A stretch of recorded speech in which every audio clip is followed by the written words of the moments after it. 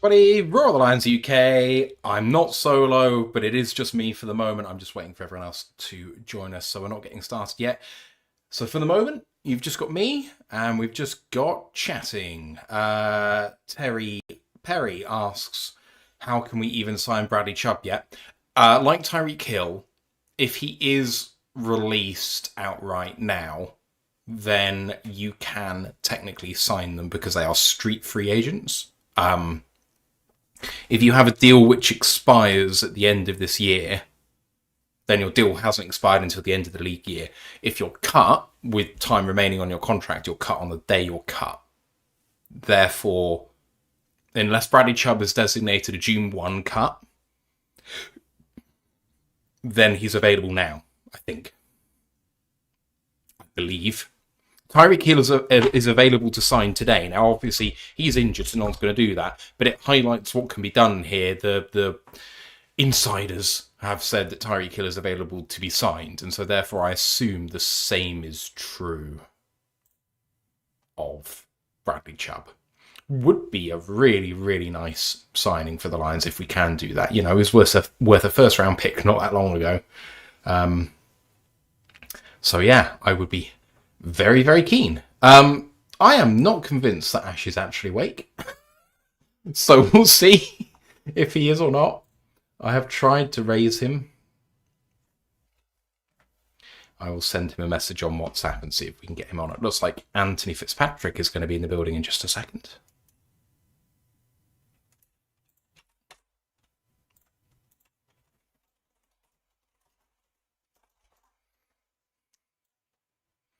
I think he's here anyway.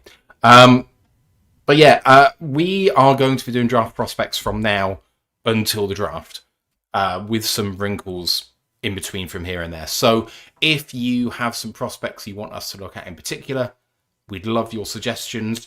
I know very little about this class, so if you want to point me in direction of the people that you like, or conversely, the people that you don't compare to consensus, I'd love to have some suggestions because I need to build a watch list of a sort, and I have almost built my consensus board. I've got all of the bits in that I need. I just need to actually build the consensus part of the 4 boards I've managed to bring in. So that will help me prioritize who I want to bring in.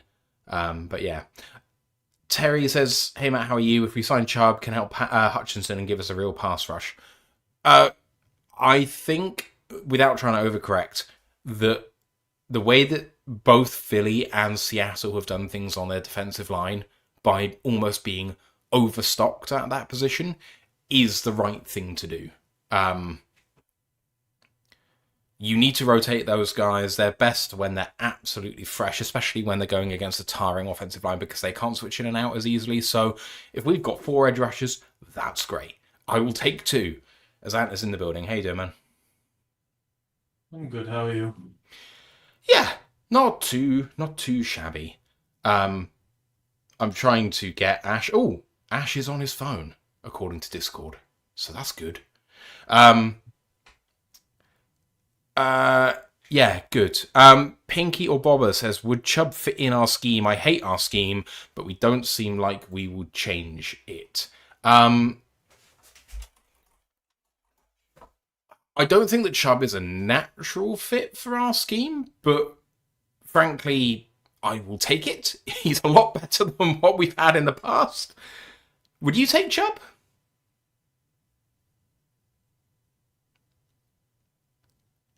And would you take? Are you a Bradley Chubb fan? All right now.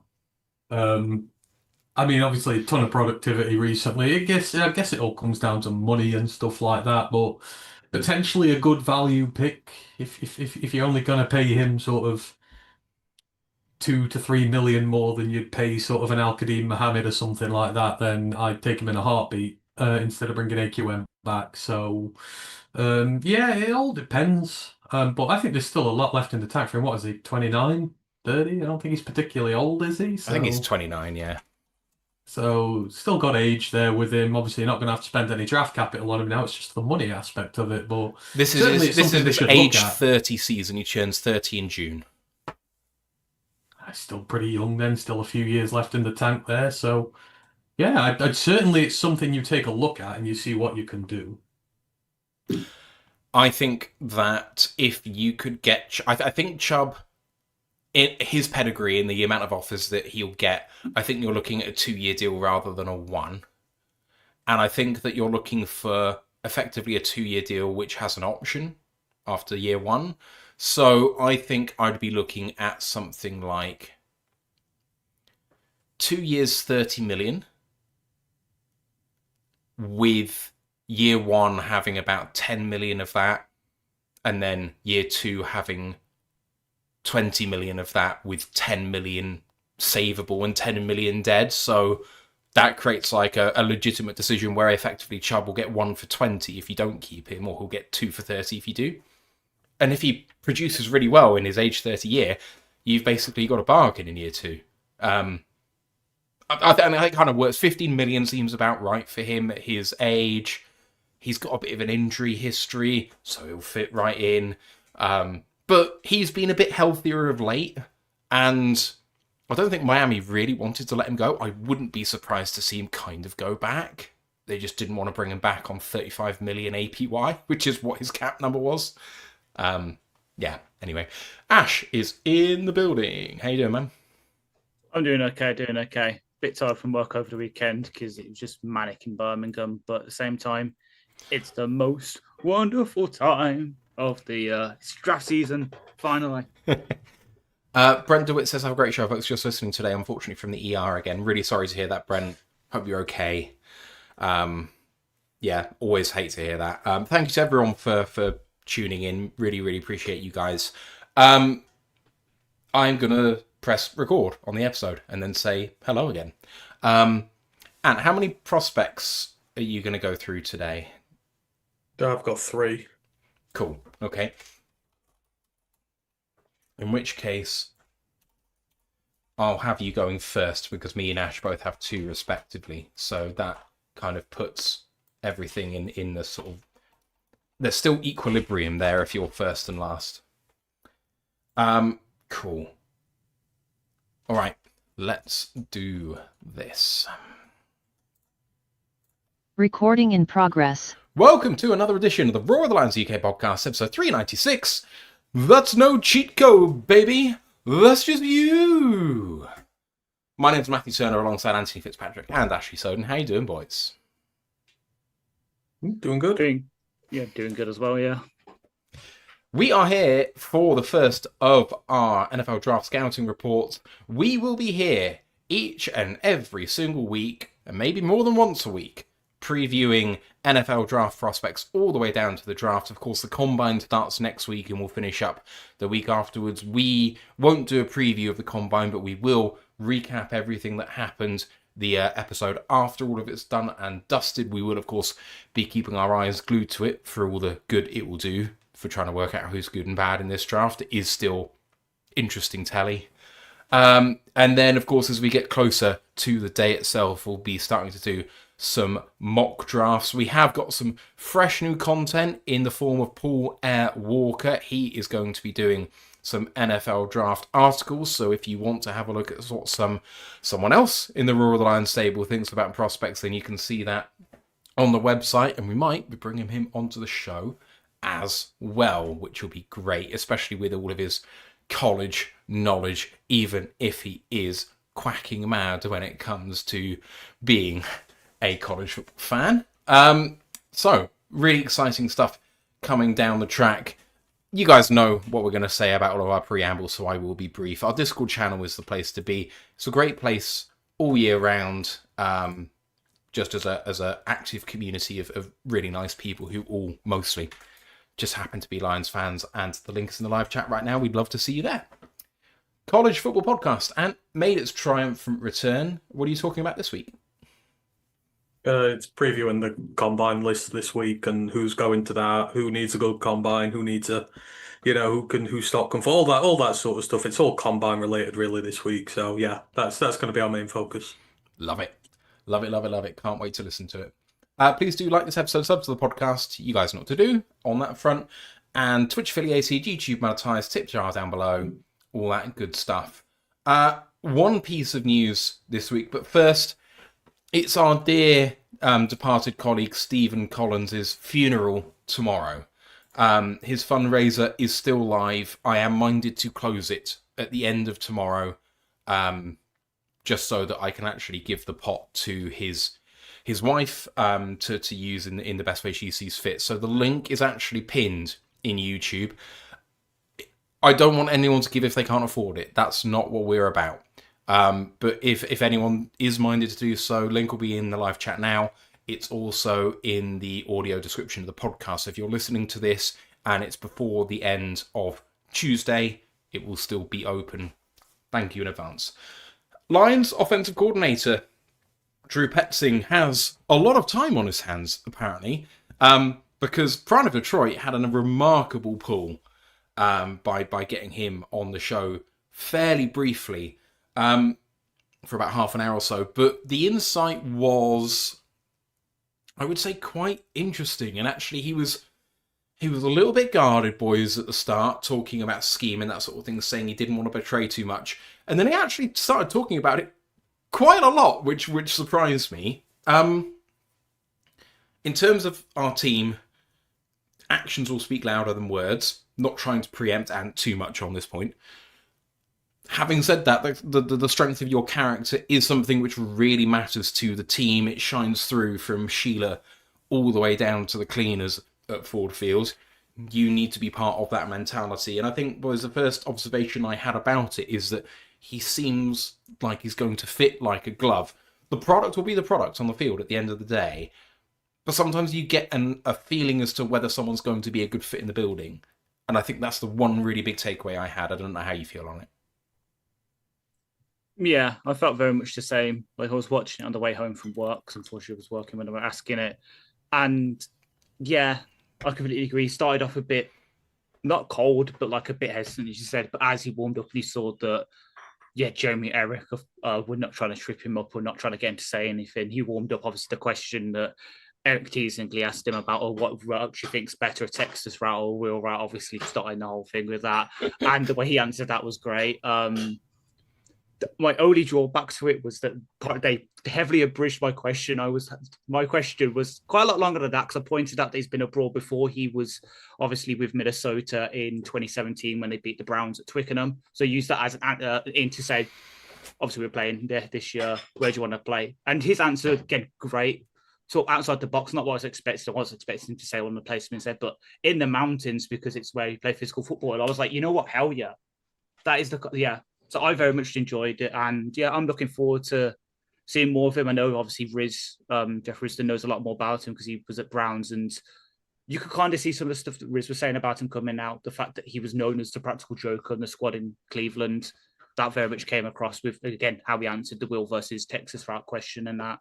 So I was mightily impressed, but yeah, now it's time to see the products on the field because, yeah, as we all know, Morton spoke a lot about McKinnon and Candy Store, and yet he was neglecting the honeycomb for a while with not using JMO and such.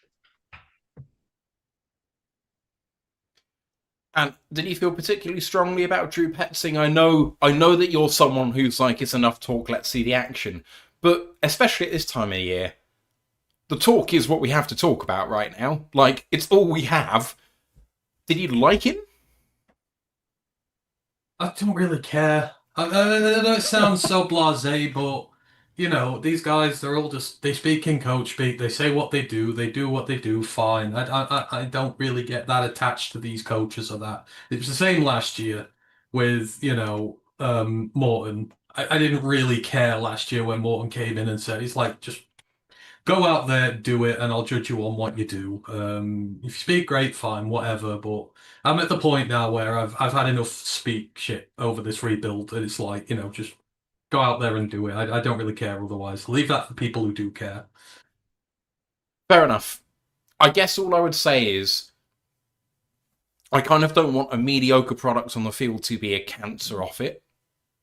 Like, if we hired Matt Patricia, but it worked, at least a bit, I still wouldn't feel great about it. Do you know what I mean? Like, the product on the field is almost everything, but it's not quite everything. And I get the feeling that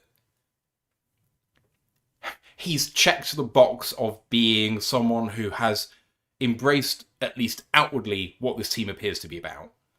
And he feels like he's going to be someone who's going to be able to communicate very well with the coaches internally. So that box is ticked. It was a fairly easy box to tick. It's one that I thought that Dan would find it quite easy to tick. Trying to mix that with someone who actually has something about them as a play caller is a bit different. But, you know, like you said, we shall see on that point. Right. Without further ado, let's get on to what everyone is here for, which is NFL draft prospects. Now, I titled this very teasingly, Prospects You Must Watch for the 2026 NFL Draft, because I'm a whore and I want you to watch the video. But I actually feel quite strongly, at least, about one of my guys. And you are first up, and I have no idea who you are picking for your three. So let's hear who your first one is.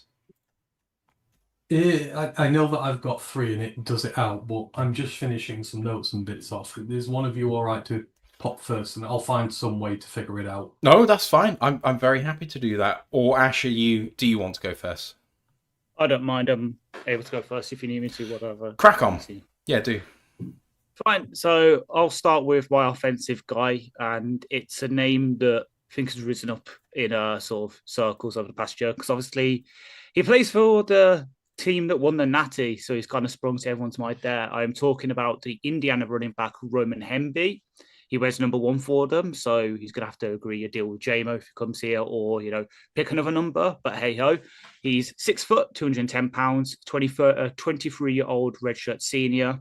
He spent the first couple of years of his career at Maryland from 21 to 24 before transferring this past offseason to Indiana, and obviously just blew it away with them, with their run to the Natty and winning it and that. He scored 80.9 offensive grade from PFF this past season, made up of a 67.2 receiving grade, 37.6 pass blocking grade, 81.9 running, and 57.3 run blocking grade. He had 230 attempts on the ground for 1,118 yards. That's 4.9 yards a carry, for 57 first downs, 7 touchdowns, a fumble. He also had 3.36 yards after contacts per attempt and forced 37 missed tackles while he was rushing the ball. In the receiving game, 18 targets, 17 receptions. So that's a 94.4 receiving completion rate, 166 yards, which is 9.8 yards per reception. Got 7 first downs, did not score, unfortunately, a receiving touchdown. 11.2 yards after the catch per reception, tied with a 1.2 yard minus 1.2 yard A dot. So obviously this is a lot of screens, dump offs, that kind of thing. But he did not have a drop. He had a 50% contested catch rate, so he caught 1 of his 2 in that situation. And he had a 100.5.1 NFL passer rating when targeted. He also did not suffer a single offensive penalty on his 526 offensive snaps. 513 from them for the backfield, but he also lined up in the slot for 9 snaps and then out wide for 4 snaps, one of which was in the game I did watch. He played 182 snaps of those in receiving situations, 74 additional ones as a pass blocker, 39 as a run blocker, and then 231 as a runner. Obviously, so 1, he didn't get the ball. I think it was one of the read options. He also had 60.7, special teams grade and a 56.0 kick returning grade. He did not have a single tackle, either assisted or solo on special teams, but also did not suffer a penalty. He also had 9 returns for 204 yards. That's 22.7 yards per attempt, a longer 35. And he also fair caught 3 of them. That was on 50 special team snaps, all of which were on the kick returning game, either as the returner or as a blocker. I think what Sione Vaki does for us. So the game I watched for him was week 7 of this past season, which was at Oregon. In that game, he scored a 66.3 offensive PFF grade, 62.8 receiving, 40.6 pass blocking, 64.4 running the ball, and 58.5 as a run blocker. He played 59 snaps. 32 of them were in passing situations. The other 27 were in rushing situations. He had 19 carries for 70 yards. That's 3.7 yards per carry and 2 touchdowns on the ground. Also caught both of his targets for 25 yards and no touchdowns through the air. So coming into college, he was a 3-star recruit out of high school. He did go had 17 carries for 71 yards and 2 touchdowns as a true freshman at Maryland before redshirting. And then in his first true season, he was twice a Big Ten Freshman of the Week and was named to the Athletics Midseason Freshman All-American team in 2022. But in the game, the extra stuff that matters, the first couple of snaps he played were in play action, and in both situations, he found the blitzing linebacker really well and gave Mendoza enough time to get the throw off. And then there was a later one in a similar situation where he read the blitzing linebacker perfectly. He was coming down with a head of steam, and while Mendoza was sacked, was completely not on Hemby. His guy did not get past him. It was just one of the defensive tackles beating the right guard and sacking Mendoza. In fact, most of the play action reps he saw from were either just average in terms of didn't write anything down or pretty good. So there was one as well where there was play action rep and it was a block and release. He read what his linebacker was doing perfectly, goes into the flat, and when the ball is launched, he then rushes upfield, disengages from the linebacker trailing him to try and be blocker for that receiver, but unfortunately got out of bounds just before he gets there. And then similar things all throughout the game. And the one thing that stood out to me in these passing situations was actually PFF really underrated his pass blocking. It's either like a net neutral pass blocking rep, or there was some that really good. So that aforementioned one where he read the blitzing linebacker and completely walled him off. There was another one where he sees the edge swing on the inside shoulder of the right tackle, and he moves to slow the rush, so then Mendoza can roll out and run for the first down. So overall, in terms of passing situations, does what he needs to do. Both the routes that he ran for catches in this game were flats both times, got his head round to the QB early, hands up ready, and in one of them, he cuts the corner really well. When he gets the ball, turns into a runner with the ball really well and manages to get a really big gain. The other one was only for a couple of yards. But obviously, the main stuff is him on the ground. One thing that really stood out to me about him was that he always fell forward for extra yards on his carries. So literally his first one, his contact to the line of scrimmage by a defensive tackle, shrugs him off and manages to get 3 or 4 on that. And it's the same throughout. Really good inside zone runs for most part, but he did really good on outside zone as well. So his first touchdown was actually on a really, really good inside zone rep. Lowers his shoulder and powers through a safety who's literally standing on the goal line in his hole, just shrugs him off, gets into the end zone. And then on his second touchdown, it's really condensed as well. It's one of those where you just got to shrug through the pile. And that's what he does, kept churning his legs, gets over the goal line and scores a touchdown. But he's also good in other situations on the ground. So there was 2 really good reps on read options where Mendoza obviously keeps the ball on both of them. But because of the threat that Hemby has, it drew the entire front 7 with him for a good while, which gave Mendoza an extra second or 2 to just get a couple more yards. Overall, no comparison for him, and hear me out with this. I promise this is not just me having Honolulu blue glasses on here, even though they kind of look blue right now. My comparison is Monty.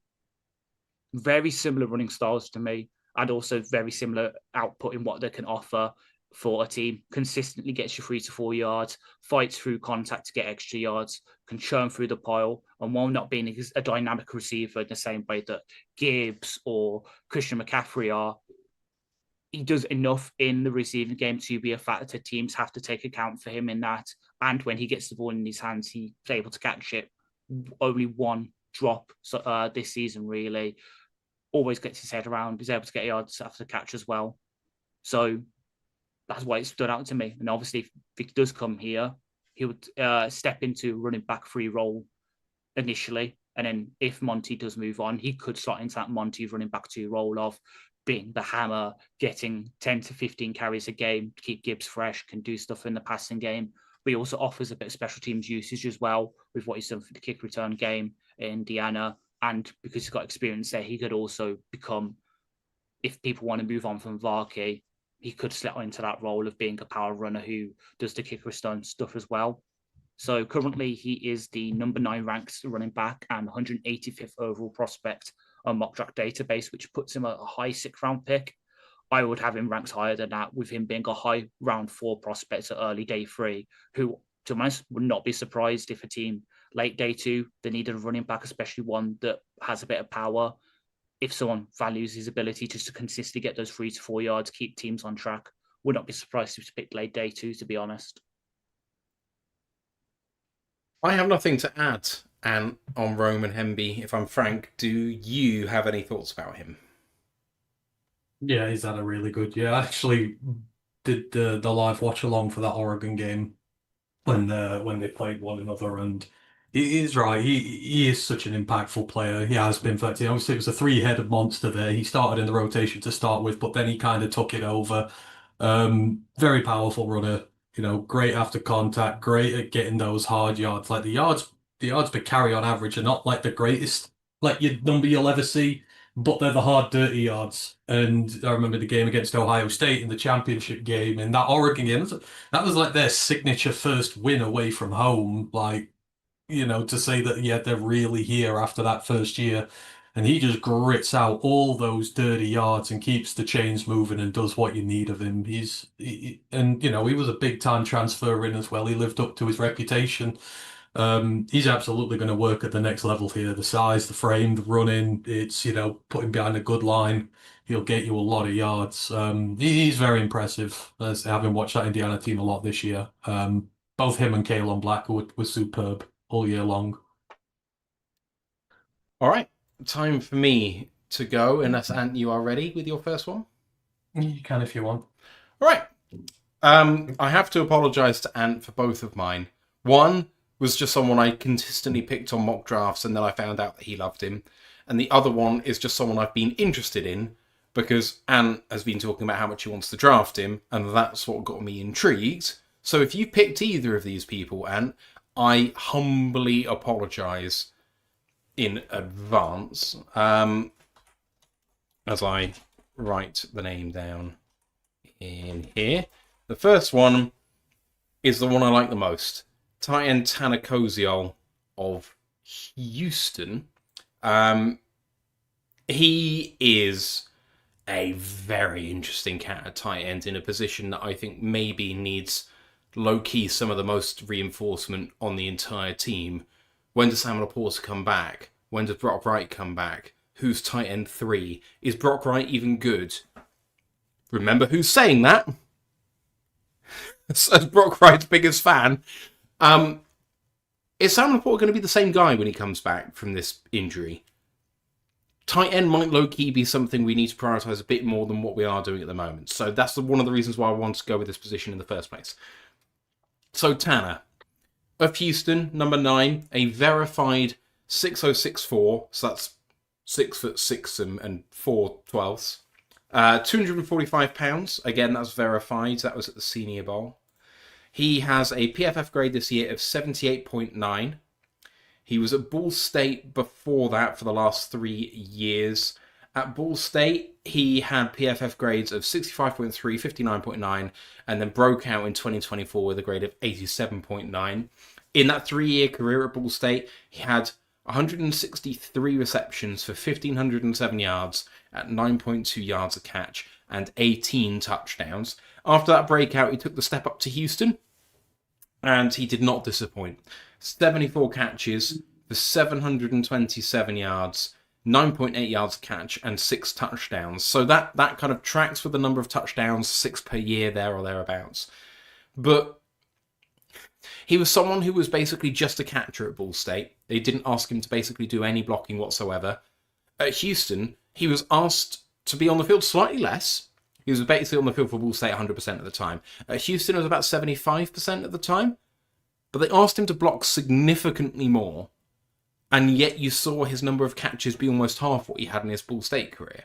So this is someone who, having broke out, was asked to take on significantly more than he had done in the past. And I thought he did exceptionally well with the step up. So he is currently 153rd on mock draft database. That is the consensus of all mock drafts currently in the system. That puts him about an early 5th round pick. I expect that to go up significantly, and I'll talk about why in a minute. In terms of honours, he was a 2024 First Team G5 All-American, and he was on the All-MAC team in various first, seconds, thirds in each of his years 22, 23, and 24. As a player, he has significant flexibility. He actually played the majority of his snaps as an inline tight end, despite being 6'8", 6.5 and £245, which might be a bit on the lighter side for a blocking tight end. He still was asked to be in line a lot and asked to block a lot.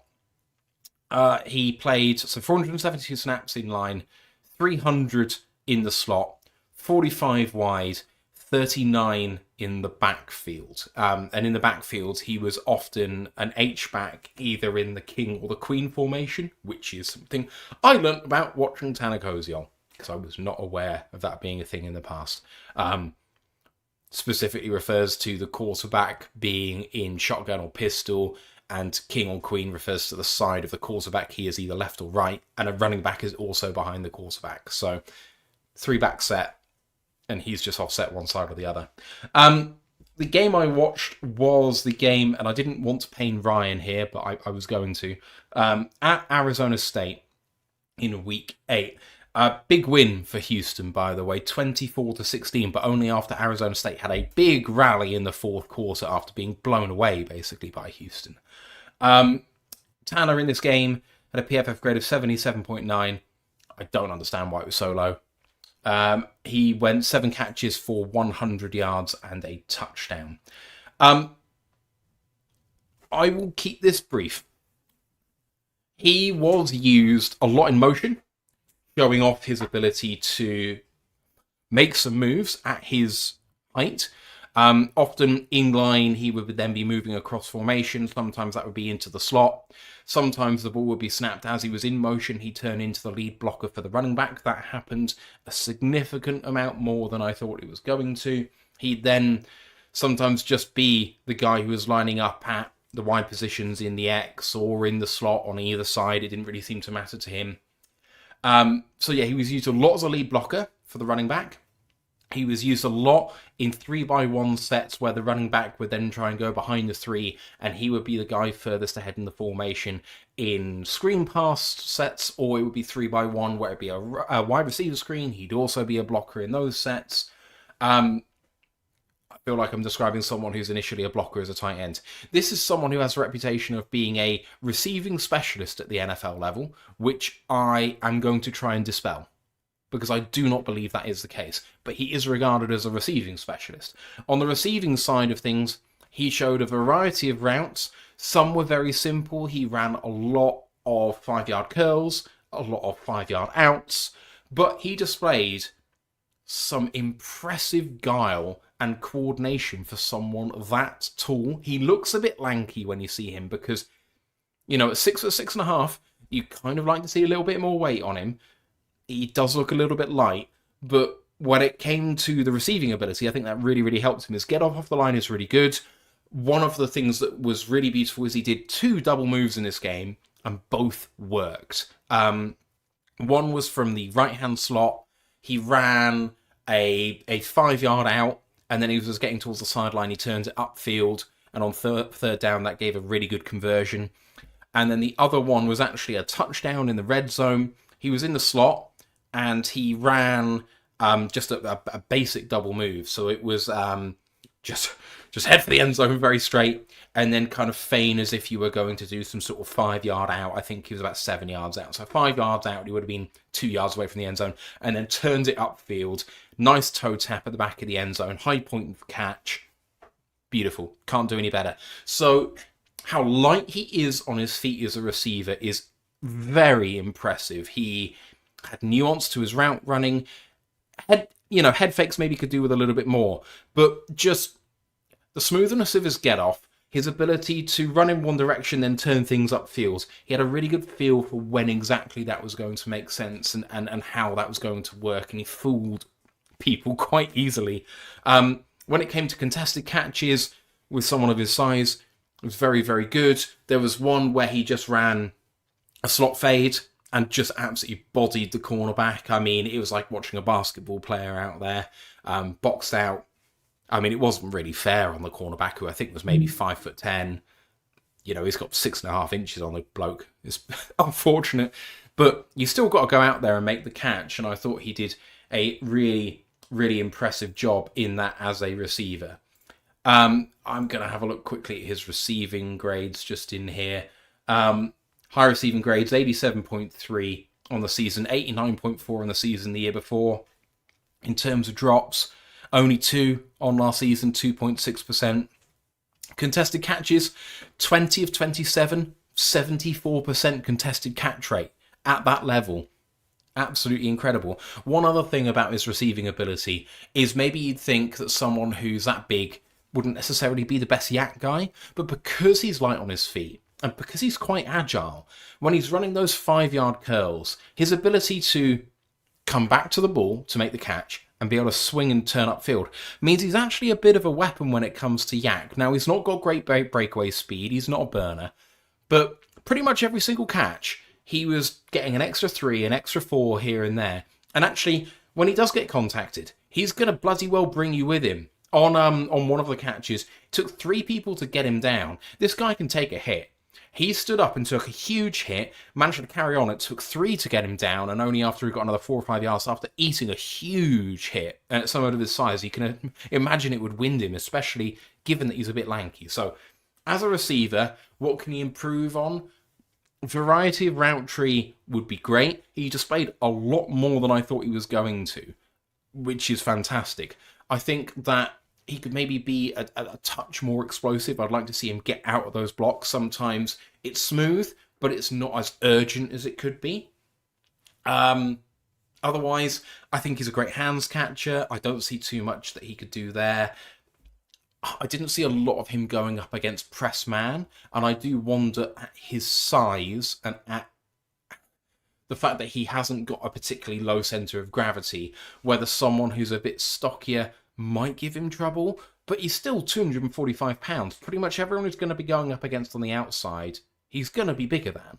So I don't have a huge amount of concern there, I just haven't massively seen it.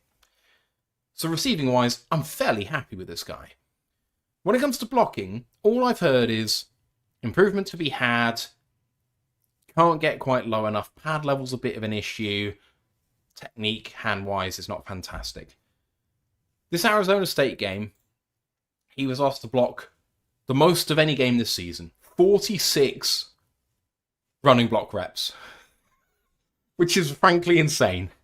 Other games he had in the season, Arizona 43, UCF 44, Baylor 44, but otherwise it was kind of 35, 32, 25, 26, that sort of range. So significantly more than normal. I thought he was fantastic. Look, the guy's a tight end. He is not an offensive lineman.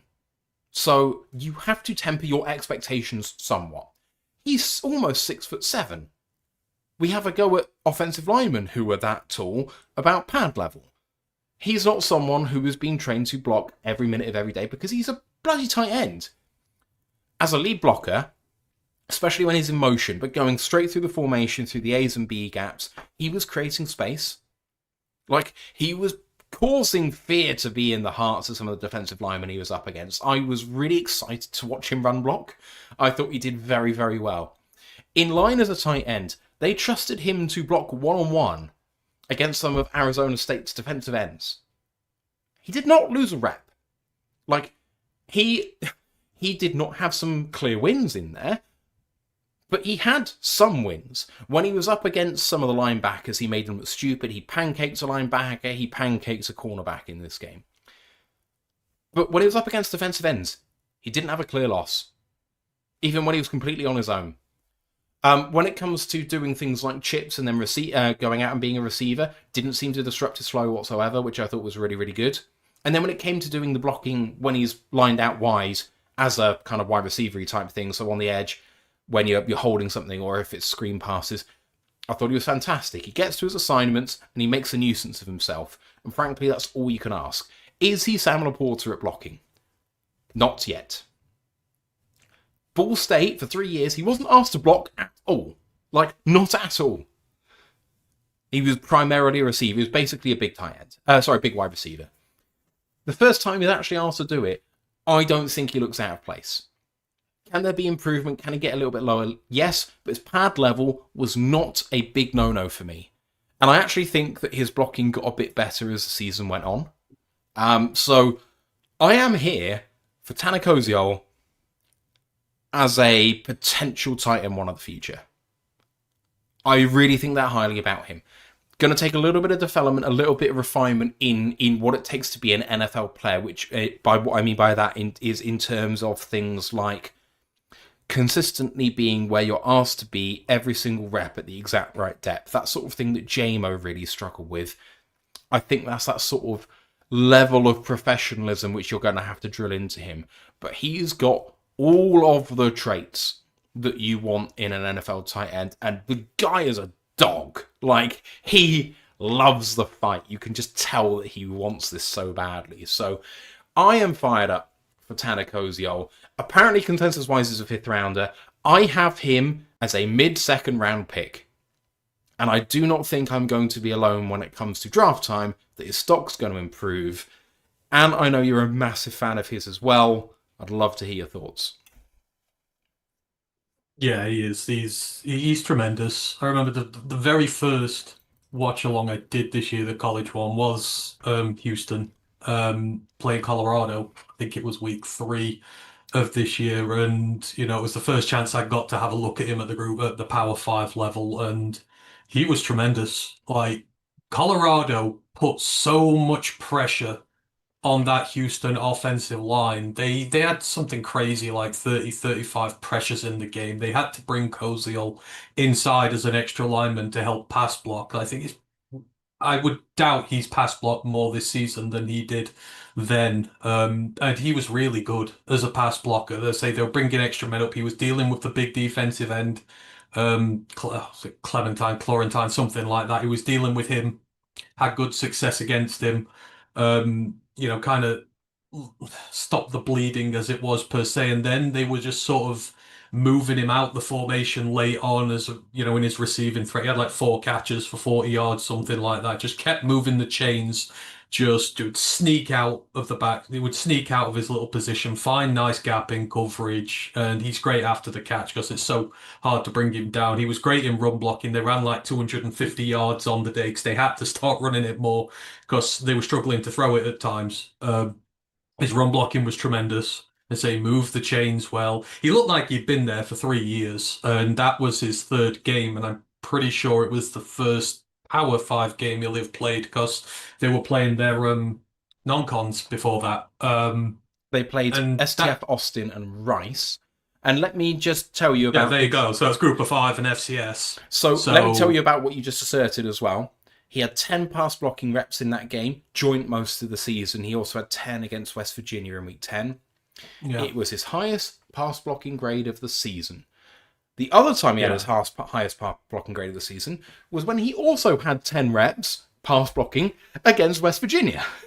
When he had his lowest grade is when he had the fewest reps, which I think is quite interesting. But anyway, I digress. But yeah, he showed then that the blocking is certainly something that he's good at, and that it's just development time, just refining yourself with it. But in all the phases they needed him as a chain mover, as a blocker, and as a pass protector as well, at his size, he was ever so good, doubling up with the right tackle. So I was impressed with him at his first go that I got to saw with him, and it was a good win for Houston. That was to kickstart that season, which started so well for them. So he took like a duck to water for it, and I've no doubt that at the next level, like with his size and his frame, he's going to be a menace, especially as a receiving threat first and foremost. But I think you can refine him into a very good blocking tight end as well. He's got all the attributes you need. And he's got a fuck ton of production in college as well, which is always good.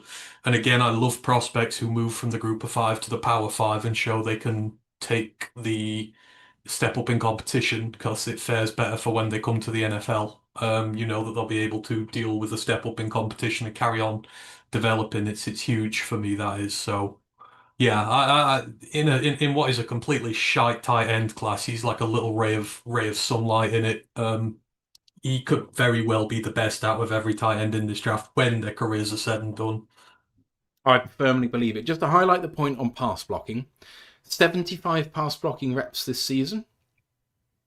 In 3 years at Ball State, he had 25 total, 3 years. So he did 3 times as much pass blocking in a third of the time. Ash, have you watched Tanner at all? Only the video you sent through on our Discord yesterday, which did tweak me that you were doing him, obviously. Obviously. But yeah, he's definitely on my list to watch later down the line. With as you can tell, I've just been picking here, there, and everywhere.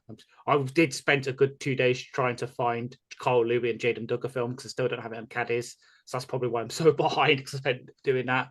But he's definitely on my list, and those agree. We need a tight end, even if, we bring back the band pretty much as it is right now with Brock and Laporta, because Laporta's health's in question, and now Zane Silstra's gone. I'm gonna have to find a new tight end to hate on, and Brock's in the firing line. He's a good flat one, going to play a season, but we need more. We need at least 2 good players a season.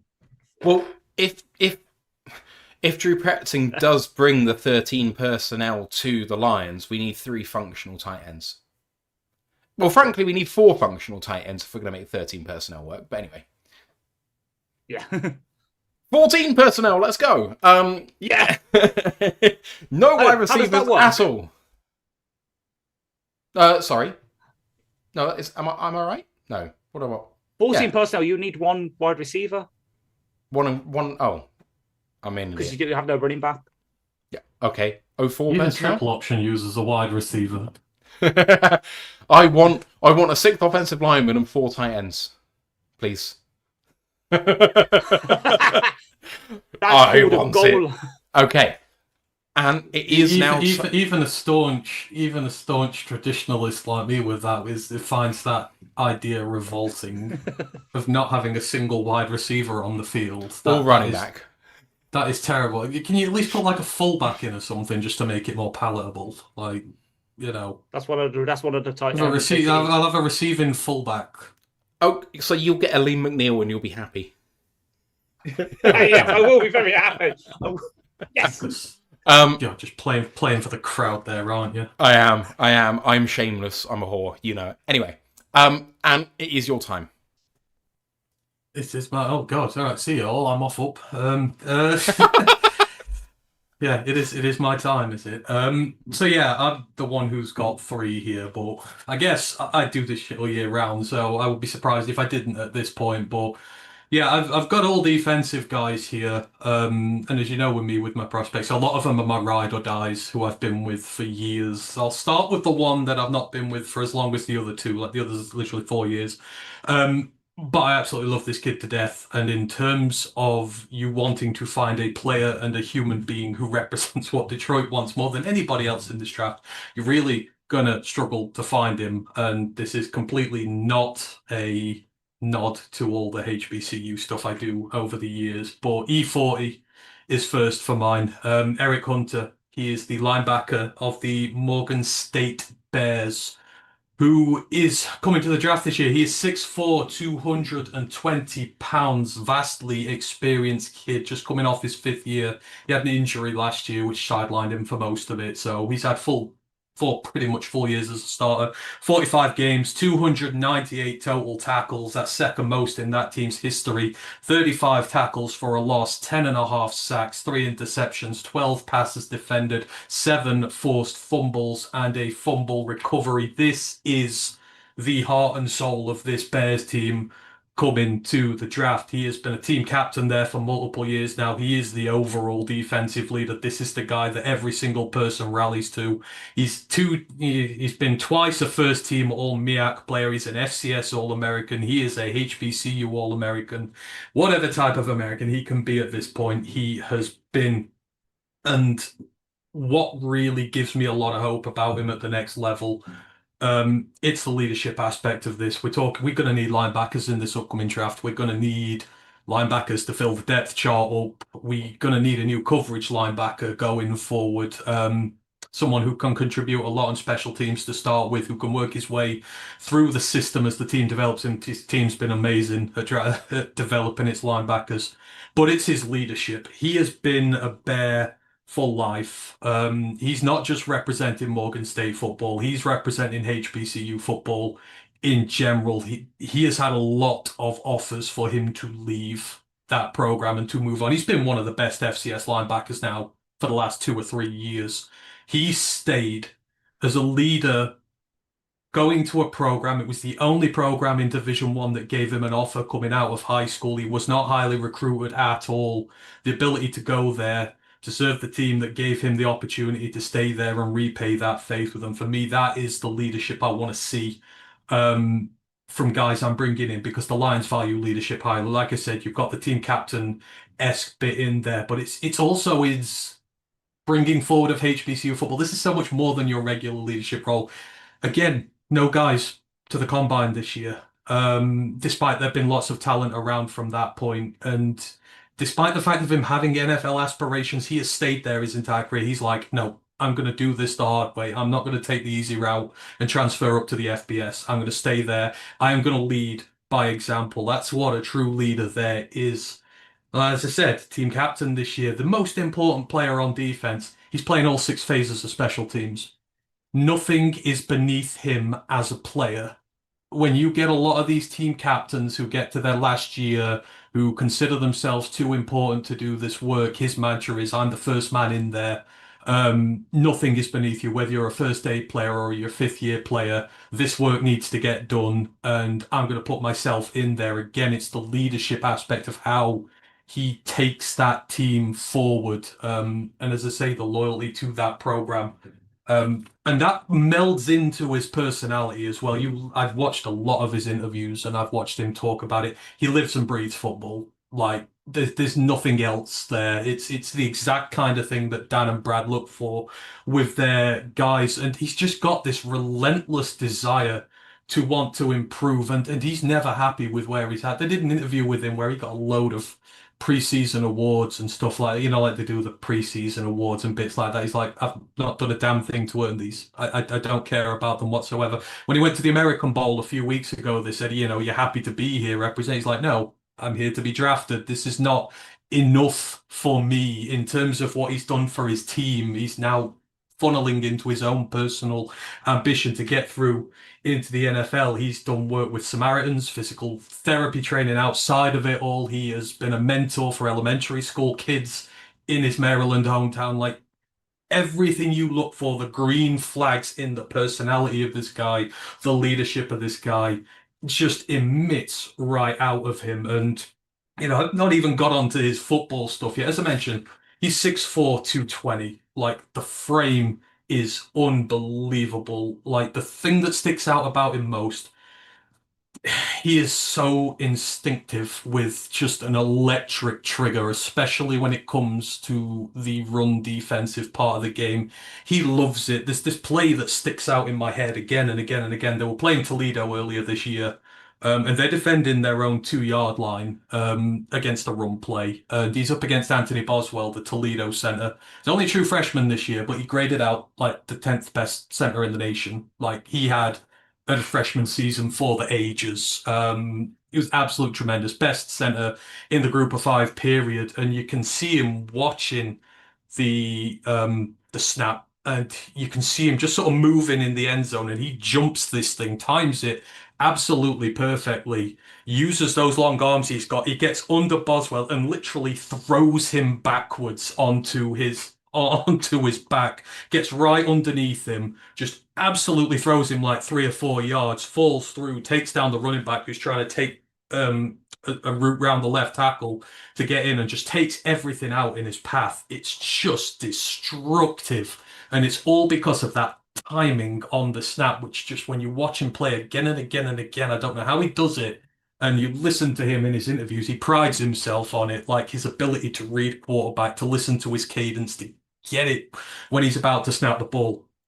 It's that run defense, which is just immediately stand out about him. But it's the 6'4", 220 frame, that IQ, able to pre-read snap, stuff like that. His range is phenomenal. Sideline to sideline, the speed is one of the quickest linebackers there is in the FCS period. And you can watch him again and again if he's, pursuing out to the perimeter, something like he's tracking down running backs who are rapid. They're a lot smaller, they're a lot more agile, and he's keeping pace with them. The range is absolutely formidable. When it comes up to blitzing against quarterbacks as well, he's so good at blitzing the A gaps. I don't know whether it's something Morgan State do for him specifically, but his ability to get skinny and just get in between all these really crowded passages between center and guard is amazing. And once he's through, again, he's just got closing speed, which you just can't deal with, especially at that level. There's a lot of guys who just cannot escape what he does. And I like my linebackers instinctive. I like my linebackers who are good at coverage, who can cover a good area. Again, 6'4". You're dealing with bigger tight ends, the bigger type of running back you're going to get in as well. You're not going to get out muscled by these guys. He's very strong, very good when the coverage, very tight with his coverage. And again, his route recognition so good because he was a quarterback in college. So he can sort of recognize this, obviously, from his days throwing the quarter, from being a quarterback. You can just see how these little parts of his brain work and just make it all so good. And then it's his physical attributes. His arms are really long, as I've already mentioned. So in terms of getting off blocks, because he is a little lanky, 6'4", 220, a lot of guys that size sometimes struggle with blocks, their pad levels, stuff like that. Because he's got longer arms, he can hit a guy first. He can dictate the tempo of a play, and he does that quite often. Again, when he's brought up to blitz, as I mentioned with Boswell a minute ago, gets his hands on him first, bang, gone, done. He's just got all the traits you want that you can develop at the next level. And as I say, he's a six-phase special teamer as well, literally plays all six phases. So if you're probably not even spending a day three pick on him here, the way consensus is with him, you should, and we have enough to be able to spend one on him. But he'll be a special teams ace from day one because he can just do literally everything with it. I love everything about him and what he's about. And as I say, he's just got that core belief to him where he comes to Detroit, and guys like that, if their will is strong enough, and they're willing to work hard enough, they'll get their opportunity in the team at the next level. And for me, I look and I really want to do this. I just don't see why he's not got a combine invite again. No HBCU player has. People will go the level of football. Is that an issue with him? But again, as I've said, he's had the opportunity to leave and go to much bigger programs. He's shown loyalty to this program. He's shown up in the bigger games as well. They were, I think it was 2 years ago, he had his best season, 23. They were away on the road to Richmond, massive favourite. No one expected them to go win that. He ended the game with 2 sacks, 2 quarterback hits, about 15 tackles, a forced fumble, which ultimately won them the game. It was a huge road win for them. And their team captain showed up and balled out for them when he played South Alabama earlier this year, FBS opposition. Again, another sack, another forced fumble, had a really good game. Remember watching some of it, and it's just, you look at him and he just oozes confidence, he oozes belief, and he's got every single mental attribute you need to succeed here in Detroit. So, again, not being jealous because Gerald's there now and he's leading this team. He is a legitimately good football player, and I think what we can do with him in the long run will be just what we need, because we're going to need a new coverage linebacker here with Anzo likely gone. We need depth at the linebacker position, which ain't going to cost us too high, which it's not going to. A guy who's got developmental upside. Genuinely, not since Rodrigo, have I felt this confident about a linebacker prospect later in the draft. Eric Hunter, Morgan State, legitimate player at the next level, and he's garnering a lot of interest. He had a great American Bowl, the new one this year. He had 2 days with picks on it, multiple good coverage performances against group of 5 players. I know he spoke to at least 25 teams so far. The line should be on that radar. They should know about him. And apparently several NFC teams have been very, very interested in him, and I'm hoping we're one of them. So yeah, Eric Hunter, Morgan State, remember the name. E40 is coming to the NFL soon. What's remarkable is that he's not listed at all on NFL mock draft database, which lists 818 players, of which notably 810 is the lesser seen Cade McNamara of East Tennessee State. Just HBCU players don't. They just don't. Gerard Washington's not on there either, the South Carolina State corner. It's insane. There's 3 or 4 legitimate draft prospects there this year. You'll not find anything about any of them anywhere, unless you're really, really watching closely. I'm going to be frank with you here. Because he's an HBCU player, do you think he will be drafted? No, I don't think he will. Consensusly, I'm not sure unless he doesn't have a combine to go to either. You've got the Legacy Bowl next week, and you want to pray that, because I believe every team does send a scout to the Legacy Bowl now, but it's not the thing he needs. He needs the national exposure, but people do know about him from the American Bowl, but it's crazy. Again, most of the guys who succeed from HBCUs, and I remember this from what Gerald said to me, they're lifers at their program. They don't go for one season elsewhere and just sort of fade away. They spend their entire career at the program. Again, it shows a degree of commitment. You've got to take the hard way. Morgan State have not had a defensive player drafted since 1980. That's, what, 46 years now. You're approaching half a century since the last defensive player got drafted out of that place. And after his 23 season, when just the whole world was at his fingertips, he could have gone well up into the FBS, and he didn't. That's why you got to check very closely with these guys. But he just ticks every single box you want as a development candidate. Screw some kid who had a less than mediocre career at an Oklahoma or an Auburn or something on the back end of day. Yeah, those mediocre programs. Fuck those guys. No, you've had a mediocre career. Like these guys who, just because they've played there and have some snaps there, get all these invites and that. Like there's nothing to them. They're not going to do anything. They're just going to fade away. It's just the name brand of the team they were at. Here, this is legitimate production at the next. And again, it's what the NFL's looking for nowadays. Coverage linebackers are becoming more coveted, and there's more of a need for them. Tight ends are getting bigger, running backs are getting shiftier, lots of different, the shape and the availability of running backs and the scheming with them is different. So coverage linebackers are a must. And quite frankly, this is a shite draft for coverage linebackers, especially at the top of it. There are not that many knocking round. I would rather take one who is absolutely loyal to a T, who works his ass off, he's got all the athletic and physical tools. They just need developing, and he will do anything you want on special teams until he gets there. It's crazy. It really, really, really is crazy, guys like this. But I would advise you to go listen to him talk. See, you'll be sold on him very, very quickly. He's got a head on his shoulders for sure. Many thanks to Grandizer, who's actually found him on a national board. He's on Pro Football Network's board. He is at 169 on Pro Football Network's board. That is not just draftable. That is solid upper tier day 3. That's good. Fifth round. Yeah, mid late 5th.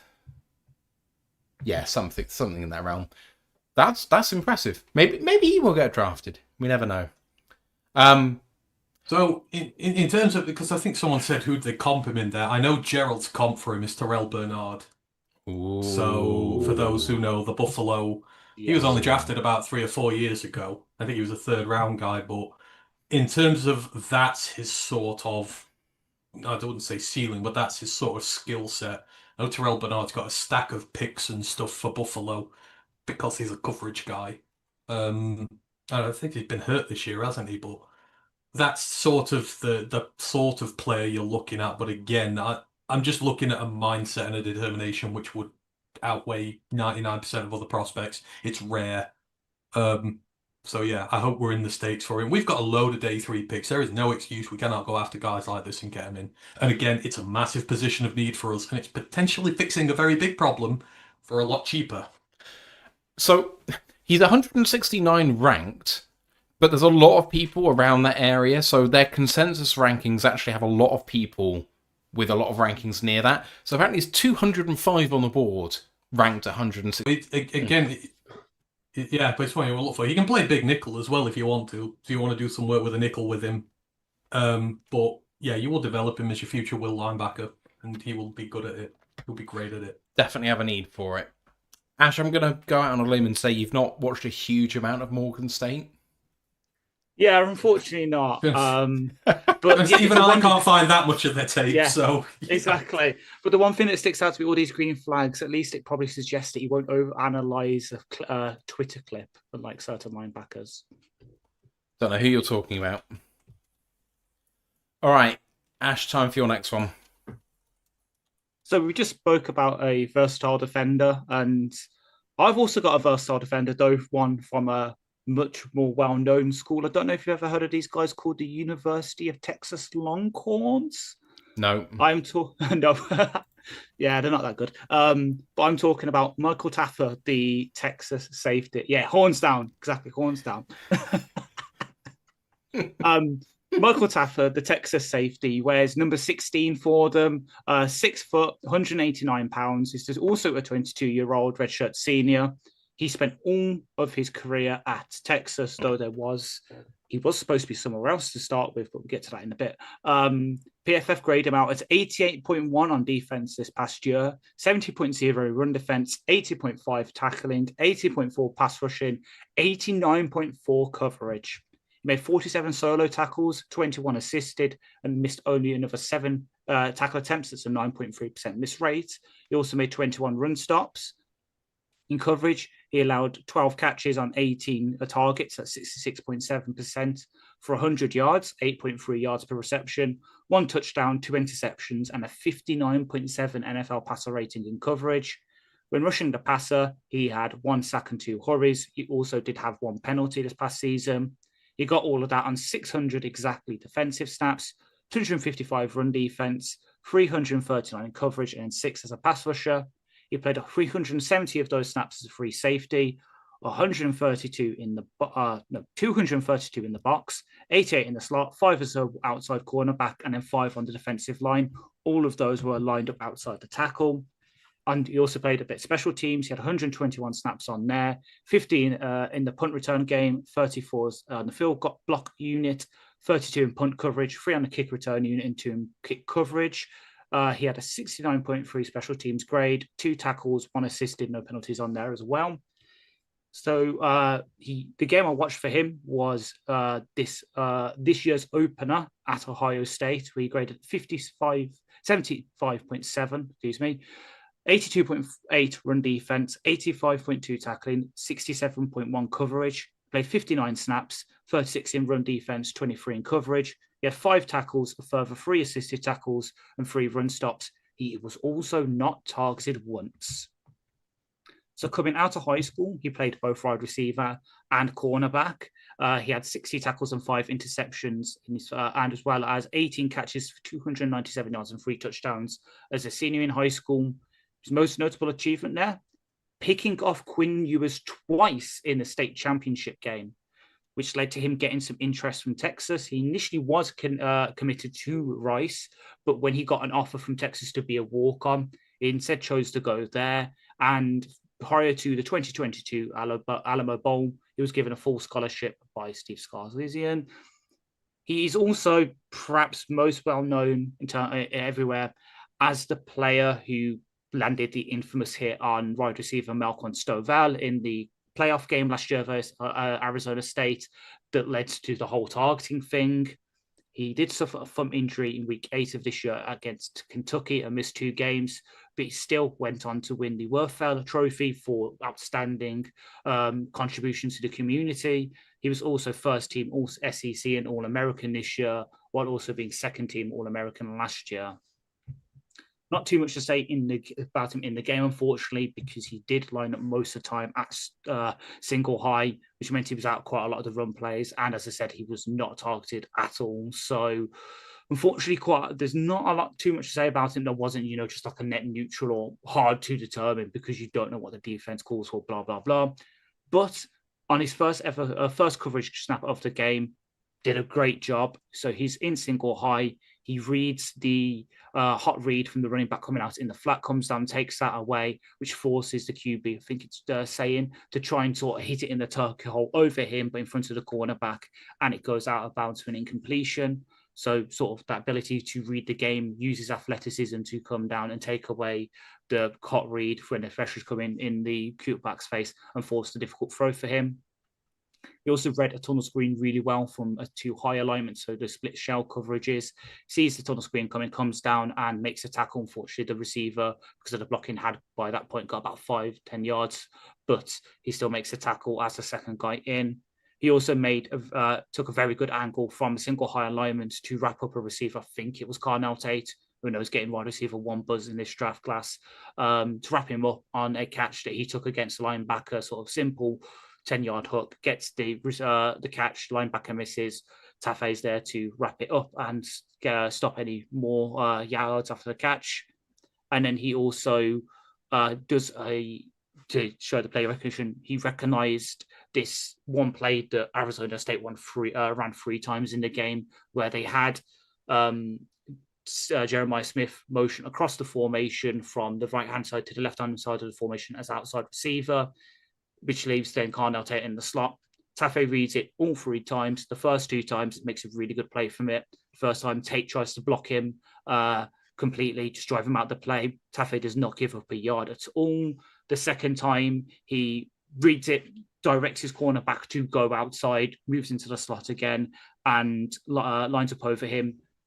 Tate this time runs a route as if it's a RPO. Taffe reads it. As soon as he sees it's actually a run play, disengages and makes the tackle. And then the final time, unfortunately, he reads it, but the rest of the defense is too slow to react, and they get a lot of yardage on it. He's also pretty good when he's lined up on the defensive lines. There was one rep in this game where they're in goal line. He's the edge player in it, so he's got to set the edge, not let the running back go outside him. And he does it perfectly. Stops him, comes to the outside, forces him back inside, makes the tackle, which just saved the touchdown, but then the next play, they score a touchdown. So my comparison for him for the NFL is Hufanga, that you might remember as being the player that some idiot had us taking over Penei Sewell in a mock draft a couple of years ago when they were redrafting that year's draft. Bloody hell. So he used to obviously play for San Francisco, is now in Denver. He's a versatile safety who can do a bit of everything. Usually lines up as a free safety, but his best trait is his run defense and tackling, while not being exactly elite in athleticism. He doesn't have Kirby Joseph's range, for instance. For us, if we did take him, he would fit in initially as that branch replacement, as the sort of matchup piece, being able to play in the slot, as a sort of big nickel, as a dime backer, single high to 2 shell, could do a bit of everything like Branch does. Obviously not to his level, but enough of a filling while we wait to Branch to come back from the Achilles. And then if and when Branch does come back is 100% again, suddenly you've got this nice matchup piece back up to safety who can play free safety looks, which we haven't done for a couple of years. If Branch needs to take for snaps off because he's flipped out Tucker Craft again, we've got someone who can sub in there. If Kirby's knees playing up and needs to sit for a series, you can put Taffe there and he'll do a damn good job while not exactly having, again, Kirby's athleticism. He's got enough there and the instincts to be able to shut down in the deep throws. Well, he also has special teams ability, which is always a big plus for me, and which will also get him some snaps as well. Well, then also on a rookie contract, being a nice sort of deep, versatile, cheap player that we can have, just makes the secondary a bit cheaper with potentially, us having to get another corner back, potentially sign Jack Campbell to a large extension, Branch if we do sign to extension, so on and so forth. Nice way to sort of keep the depth nice and cheap. So he's currently ranked as the 10th safety and the 132nd overall prospect on mock draft database, which puts him as a low 4th rounder. I put him slightly higher than that as a sort of mid-round 3 prospect due to his ability as a matchup piece on the back end that fits this trend in safeties that we've seen over the past couple of years, Branch being an example of that, Jalen Petra, Cooper DeJean, Nikoma Wari, Cole Hamilton is like the high end of it. Sort of these safeties that can play linebacker, climb up on the defensive line, play the slot, play single high, be everywhere and just give your defense a bit of versatility. He fits that exactly well. He's probably not on the same level as pretty much all those players I listed. He has those exact same sort of tendencies, sort of abilities, just about like 80-90% of what they can do, while also having about 80% of the athleticism, say, a Branch or Cole Hamilton. So we did take him. Let's say we do get a trade where we get a 3rd round pick, even if it's a comp one like we did with Kirby, and he's sitting there. I wouldn't be surprised if we take him and then there's one of our safeties going into the next 4 or 5 years potentially. And I'm sure you must have seen some of him. Oh yeah, I love Michael Taffer. It's one of those stories you want to read about. Obviously, walk on, not easy at a place like Texas, but I think he was meant to go to like Rice or some other. Yeah, Rice. Yeah. He was meant to go to Rice initially, but like his family, I've heard, is like 7 generations of Longhorns or something like that. They are 5, the Texas yeah. institution through and through. But yeah, walk on. Obviously, not seen much time. Had to fight his way to get onto the team. And, it's not the easiest thing to do on that long run team with the amount of talent they bring in both through high school and the portal. And for him to fight his way in there, end up with like 53 games. In terms of, he just has this knack of being where he needs to be, and sometimes I just don't know how he does it. Like his coverage is his standout stuff. I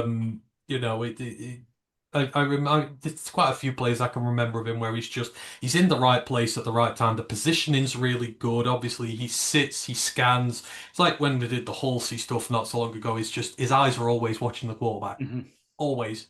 Never lets his eyes go. That's why he makes so many plays on the ball. I like safeties like that who sit there and they don't let their attention get distracted, because that's when the big mistakes occur. And yeah, he's been so good for that team. He had to fight through some injuries, but he's kept his spot on that squad. And again, his ball hawk ability will get him drafted.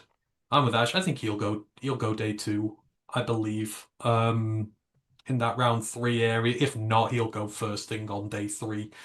And someone will get a steal with him. But like you listen to him as well, because I've listened to he's a really good kid. He's won the Werfel Trophy, which is for community service best player. He does like a load of work through Texas Fentanyl Association, stuff like that, drug awareness. Like he's a standout role model off the field, and again worked his way up hard through the walk-on scheme there. It's just all green flags in terms of his personality and his drive and everything like that. And in terms of us, we like our safeties who can take the ball away.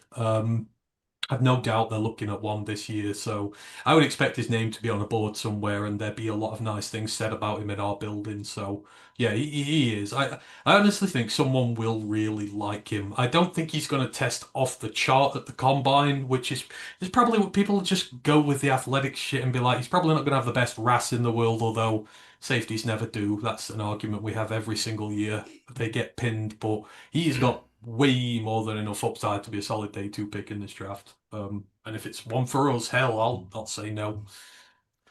What's remarkable about him is the variety of opinion on where he's going to go.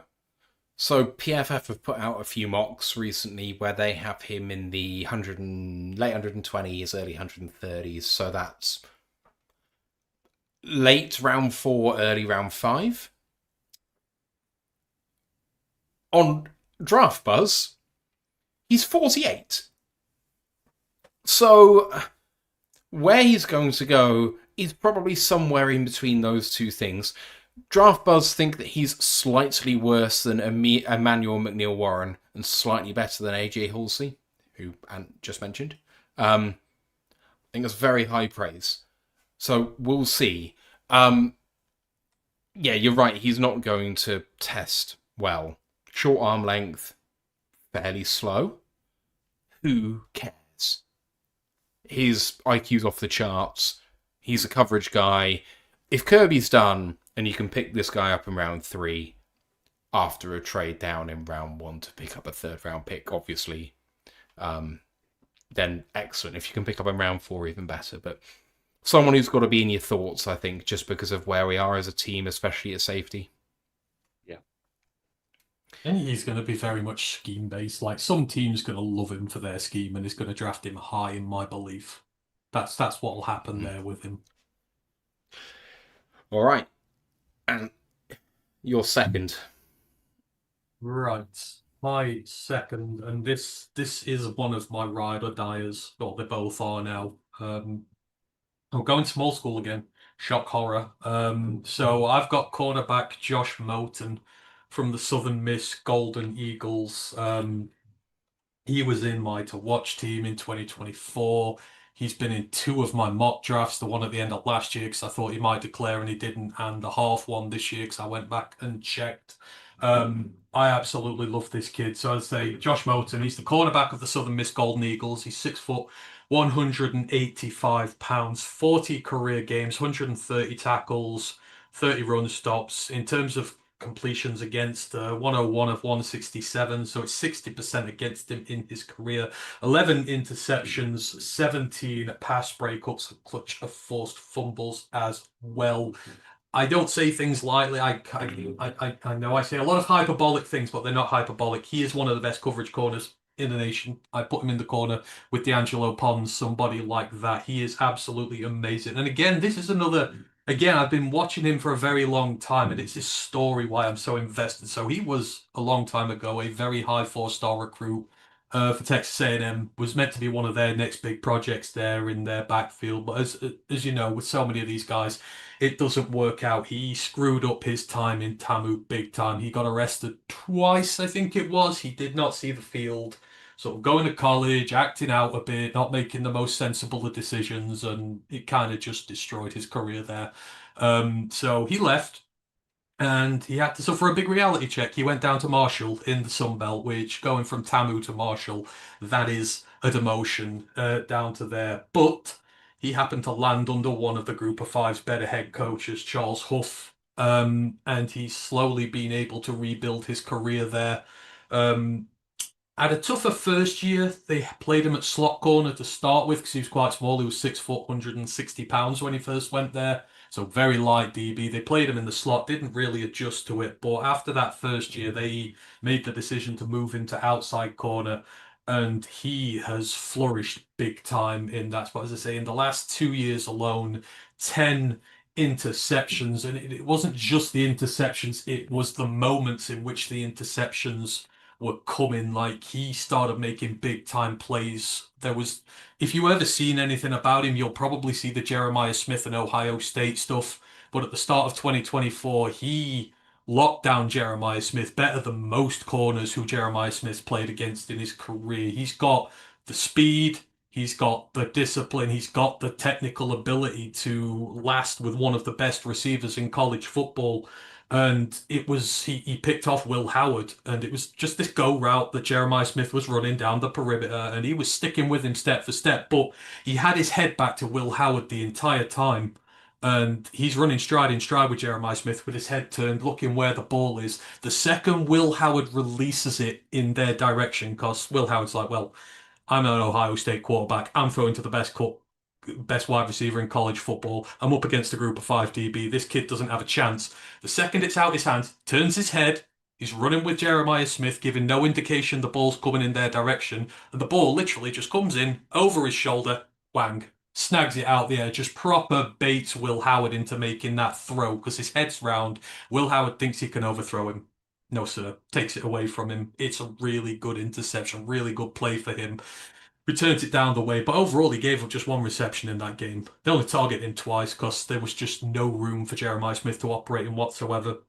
And then later in the year, Sun Belt Championship game when they're playing Louisiana, who were favored to win that game, he has the game-winning interception in that one as well. Again, another really good interception, just proper cuts a route, just leaves a wide receiver for dead, and that's it. They win it. And that's kind of what he's been about, all these big play moments. It's the IQ that he plays with. And then, obviously, at the end of that season, Charles Huff gets fired, or doesn't get his contract renewed. It's really shocking.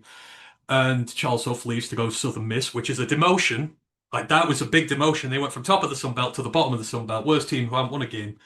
And he goes into the portal. He is getting Power 5 offers. Mississippi State come in for him. A couple of other SEC teams do. He goes to visit Indiana, the future national champions Indiana, which still doesn't feel right saying.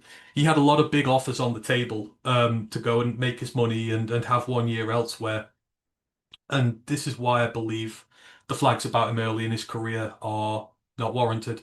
He went with the guy who saved his career. He didn't go for the big flashy move. He didn't go just thinking purely about his own NFL draft aspiration. He followed Charles Huff down to Southern Miss and the coaching staff who revived his career and went with them instead. Goes there this year, another 5 interception season for him. Has had a really good year in coverage once again. And he's chosen the hard route. This is a kid who started out adolescent and has matured and has proven that he's not just going to take the easy route no more. It's not about the fame. It's about the hard work. It's about the graft. And not necessarily you're going to get into the NFL an easier way the way he has done.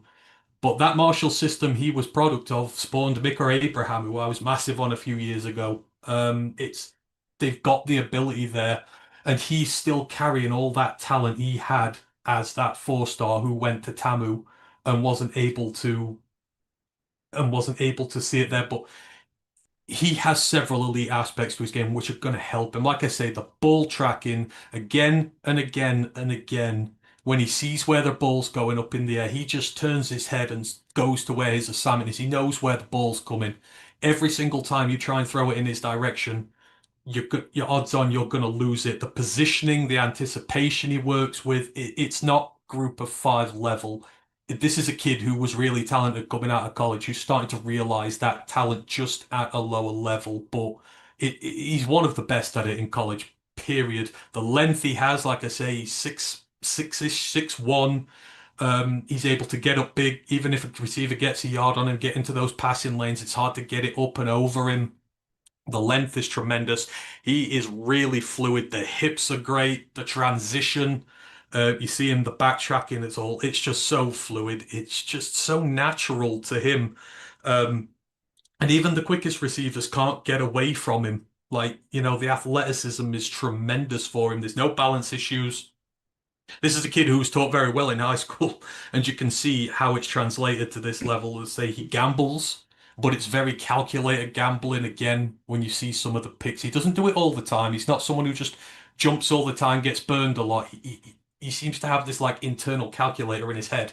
When there's a ball up there, he seems to be able to figure out whether he's got a better chance of getting it or not, and doesn't make rash errors when it comes to this calculator stage, which again makes for the better corners. The corners who can make decisions like that on the fly end up being the better ones. The route recognition is really good. The acceleration is really good. Again, watching with Jeremiah Smith, and he's really physical. Despite him being like small, like 180, like the run defense ain't the best. And that's the one thing he's going to have to work on at the next level. It's not been his standout, but he's played most of his collegiate career at 160, which is understandably why. But a lot of these smaller kids, they play with a I'm not too small mentality, and they hit you even harder than some of the bigger guys do. So the willing is there, the physicality is there. It just needs developing a little bit, and there's no one he won't guard. Like he's just his attitude is I'll go up against whoever. When put with Jeremiah Smith, he didn't care. Like he wanted to go against Jeremiah Smith. Like he's a guy who'll come up to the NFL, go, give me your other team's wide receiver one, I'll go after him. That's kind of the determination he has. And the thing that's really stood out for me this year in terms of his evaluation at the next level, it's when you're looking at the weaknesses of his game and has he improved on them. So the big weaknesses going into this year, the big one was his size. As I say, 6 foot, and he was 163 when he started this year. And people go, that's too small at the next level. He's 6 foot, 185 now. He's put on 21 pounds. And the production has not died off. Him being 21 pounds heavier has not hurt him. It's actually helped him. He's registered his best grades in run defense this year, probably not surprisingly on the back of putting some more mass on his body. But those frame issues are now null and void for me. That's a perfectly good frame for the NFL. 6'1", Wants to put on a little bit more, fine. The tackling technique was always a little bit of an issue with him. He had like a career 15% missed tackle rate going into this year. It was a bit clunky. It was a bit ill executed. There were the problems with that. It went down to 6.3 this year. And he had a career high of tackles, 59 this year, and that missed tackle rate went down to 6%, which as a corner is phenomenal. It shows the development of his game when it comes to the techniques of his tackling. And you watch him now, again, I think it helps that the frame's gone up. He's put that extra weight on, just gives him a bit more bulk to finish guys off. But all of a sudden, what was one of his biggest flags is now not an issue for him.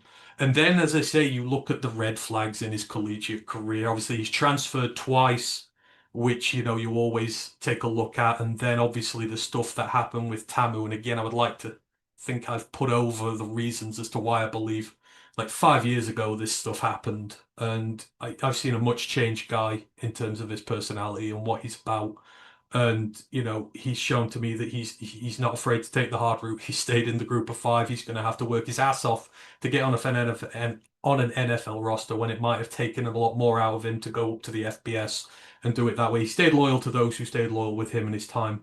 I think that shows a mature person there. And the transfers, again, he's followed his coach to a new school. Like the Tamu transfer, fine. You want to go get some starting things, that's fine. The second one is to follow his coach. I don't consider that a flag.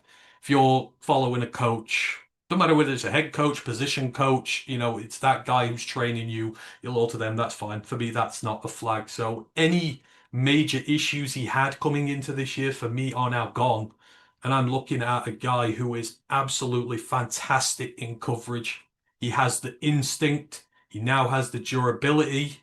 And to be honest, he's not really been injured in college either, despite being under there. But he's got the size and the frame now. He's got the natural instinct to be that guy. And you're going to get him on day 3 here. Easy. He's not going to go into day 2 because people are just going to look and assume. I can tell you right now, you will not find many better coverage corners in this class than him. And that's just him playing a group of 5 his entire career. So, yeah, this is one of my ride or dies. I hope we would take a chance on him because we need more production from the corner position when it comes to takeaways. I've said I want some bigger guys in there, but I'll make an exception for this kid. Josh Moten, cornerback, Southern Miss. Ash, any thoughts?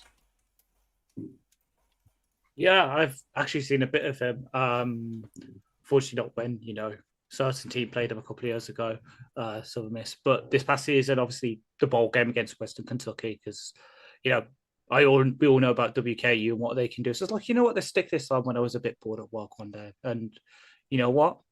Pretty damn good. I know he gave up a couple of catches in that game, but for the most part, against what is, seen as one of the big air raid school, pass the ball everywhere, he held his own pretty well. So, and he has been one of them that's always popped up around, sort of round 6, round 7 for us when I'm doing my mock drafts, and I've done everything else. I've got us a tackle, I've got us an edge, I've got us a safety, I've got us a tight end, and I've got us a linebacker, and it's getting to that point. It's like, what do we need now?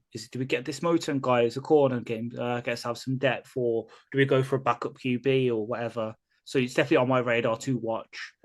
Definitely is going to shoot up the ball for me to watch now that I've listened to that breakdown. But if that's where we go, well, it always helps. If we know better than most what cornerback depth teams need these days.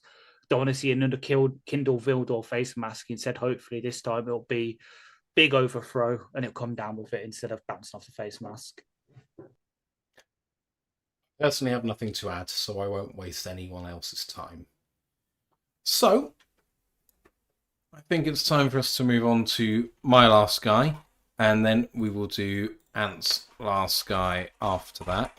And I really, really hope that I'm not taking the one guy that Ant might go bigger school for. But we'll see. I had a look at TJ Parker of Clemson. I'm looking at Ant's face. I think I'm safe. He's not betraying anything. You got the right position, but wrong player. So that's hey, fine. All right, cool. So, TJ Parker. What I heard was if he's available at the Lions pick and we don't pick him, someone dies. I think verbatim that's what Ant said. Yeah, cool. Yeah. So that made me think I need to watch this kid, mainly because consensus-wise he's 25. So he should be available at 17? You'd think he would be available at 17, but who knows? So, someone might die, or we might be getting this kid. TJ Parker of Clemson, edge, a verified 6035, 263 pounds, PFF grade of 80.7 this year. It was regarded as a down year by his standards. He had a grade of 88.1 in 2024, which was his breakout season. In terms of what he did year to year, I closed the bloody sheet because I'm a fool. 2023, as a true freshman, he had 12.5 tackles for loss and 5.5 sacks. In 2024, he had 19.5 TFLs and had 11 sacks, so basically doubled his total. He also had 6 forced fumbles in a season in 2024, so beastly numbers, near 90 grade per PFF. As a true junior, regression somewhat. 9.5 TFLs, his lowest number in his career. 5 sacks, lowest number in his career. Not pedestrian numbers by any means, but he's shown better statistically. In terms of PFF, They thought that this was a better year than his freshman year, not quite as good as the sophomore season, so kind of bears out what the statistical elements looks like. But what did he look like on film? I watched 2 games from this season, being the best available evidence for who he is. I recognise that not having watched his 2024 tape, I may not have seen the best of him. So I want that said up front. He had the season a run defense grade of 77.5. I think he's a tremendous edge setter. I think he's a really, really good run defender. I actually think it's what he does best. Tackling grade of 66.2 was his worst on his career, despite only an 11% missed tackle rate, which at the edge position I think is pretty good still. Pressure grade 74.6, 41 pressures on the season. In his best season, he had 51 pressures. So I really think the difference was his pressure to sack rate was just significantly higher. In coverage, 79.3 grade. They love dropping him into coverage. Which, if we had Aaron Glenn, might be a reason to draft him. But we don't, so maybe we won't. I don't know. But anyway, I will say, because it's not going to form a huge part of this review, he's very underrated in coverage. Like, he has a nose for being in the right place in the zone. He reads the quarterback's eyes very well in zone. And he has a good kind of explosion towards where the ball's being thrown. He had a PBU in one of the games that I watched. I don't think it was credited, but it was thrown at the receiver. It was just slightly off target, and he was the first to hit the ball, even though it was slightly out of bounds, but like by half a foot, and he got his hand to the ball first. So I'm giving him a PBU. He looked great doing it. He's an edge player. That's not why we're here. I watched 2 of his games. It was versus LSU in the week 1 opener in their loss 17-10 after being up 10-3 at the half. And then at Louisville in week 10 in a comeback victory 20-19 after being 19-13 down entering the 4th quarter. So yeah, just the remainder of his stats in there. He had a pass defensed and 3 fumble recoveries on the season, but no false fumbles or anything like that in this year. He's a 7-9 technique. He has played a little bit inside at the 5. It's not where he's best, even though he's a good edge setter and he can play a little bit inside. You're losing a good part of what he's going to do well by doing that. So I think he should be an outside player. And whilst he can stick his hand in the dirt, he's clearly better as a stand-up edge rusher. I've seen a lot of people say that he is a bona fide 4-3 edge. I think he can be a 4-3 edge. And I think he's fine as a 4-3 edge. I would be more comfortable with him as a 3-4 outside linebacker. That's just me. It's because I think he loses a bit with his hand in the dirt. And therefore, because he's best standing up, that's just one of those translation things. If he's 4-3 edge and he just stands up all the time, I think it's fine. So I don't think that's something which is going to count him out as a Lion. It's just an observation. Just to put that point out there, he had 3 snaps in the A gap in his rookie season, none the rest of his career. 54 in the B gap, 21 in his most recent season, so very few snaps.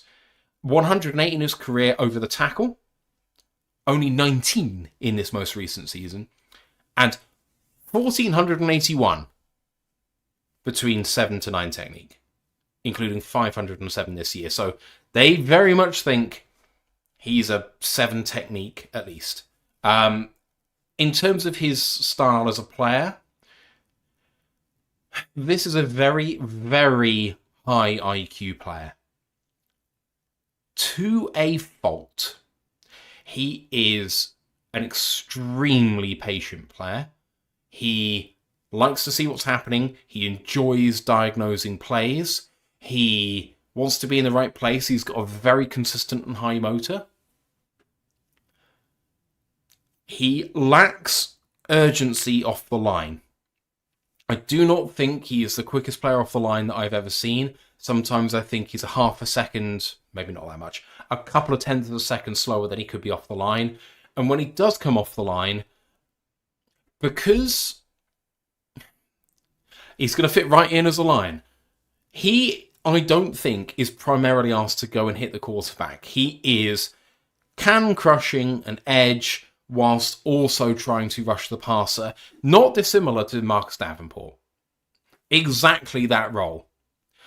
Yet when he does explode towards the quarterback in designated pass rusher situations, I see that aggression and that anger that I want to see from him. But I really think that it's a matter of what he's been asked to do in the scheme, which is holding him back. And it really, really annoyed me to consistently see him off the snap watch the play instead of beat his man. He, and don't get me wrong, as a two-gapper, incredible technique. Really, really high technique. He will hold his gap. He will release at the right time. He will make tackles. He's a very good tackler. Enjoy his technique. He is not the heaviest-handed guy in the world. 260 pounds. He's not quite a tweener, but he's not far off being a tweener. The timing of his punch gives him a lot of advantage at this level. He doesn't move people because he's putting a lot of force behind it. He's doing it because his timing and his placement's excellent. That means he can reset pockets without being the biggest guy. But because he's lacking that urgency, he can force quarterbacks to throw the ball away quickly, but he isn't actually really hitting the quarterback himself. It's super frustrating. Like, he needs a defensive coordinator to tell him, go get the fucking quarterback. Clemson let him down this year, and it really, really frustrated me. I will say that I think he showed the ability on tape so he can do speed and power, and he can do speed to power. As a speed rusher, on the outside, he showed the ability to get skinny, get low, bend around the corner. Saw him have a quarterback hit in the game against, I think, LSU. And I was like, wow, keep doing that. Please keep doing that. And he never did it again. Why not? Please do that again. Like, he showed the cornering ability that I have seen from Aiden Hutchinson. He has it, but he did not display it, apart from that one motion. I will say, I think as a technical pass rusher, I saw almost nothing in both games. In one singular rep in both games, where he had an initial loss, he was upfield trying to do an outside speed rush and he lost, and he did an outside spin move to try and get back inside. That was the only time on tape in these two games where he showed a counter move of any kind. That is not to say that he's not an active hand fighter. He's an extremely active hand fighter, and he will win reps with his hands. Like I said, the punch is well timed, but his placement's pretty good.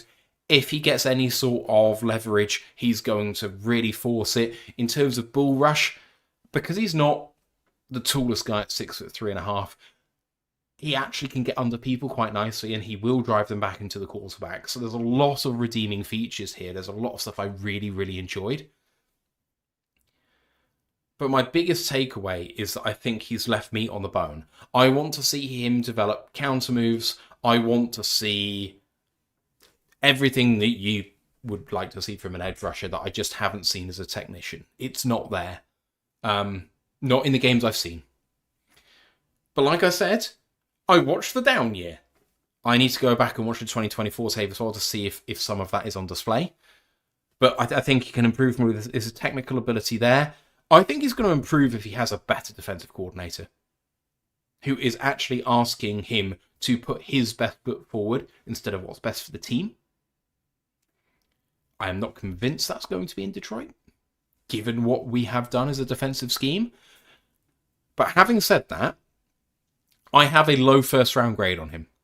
I think at 17, with what is put on tape, that we will be overdrafting him slightly.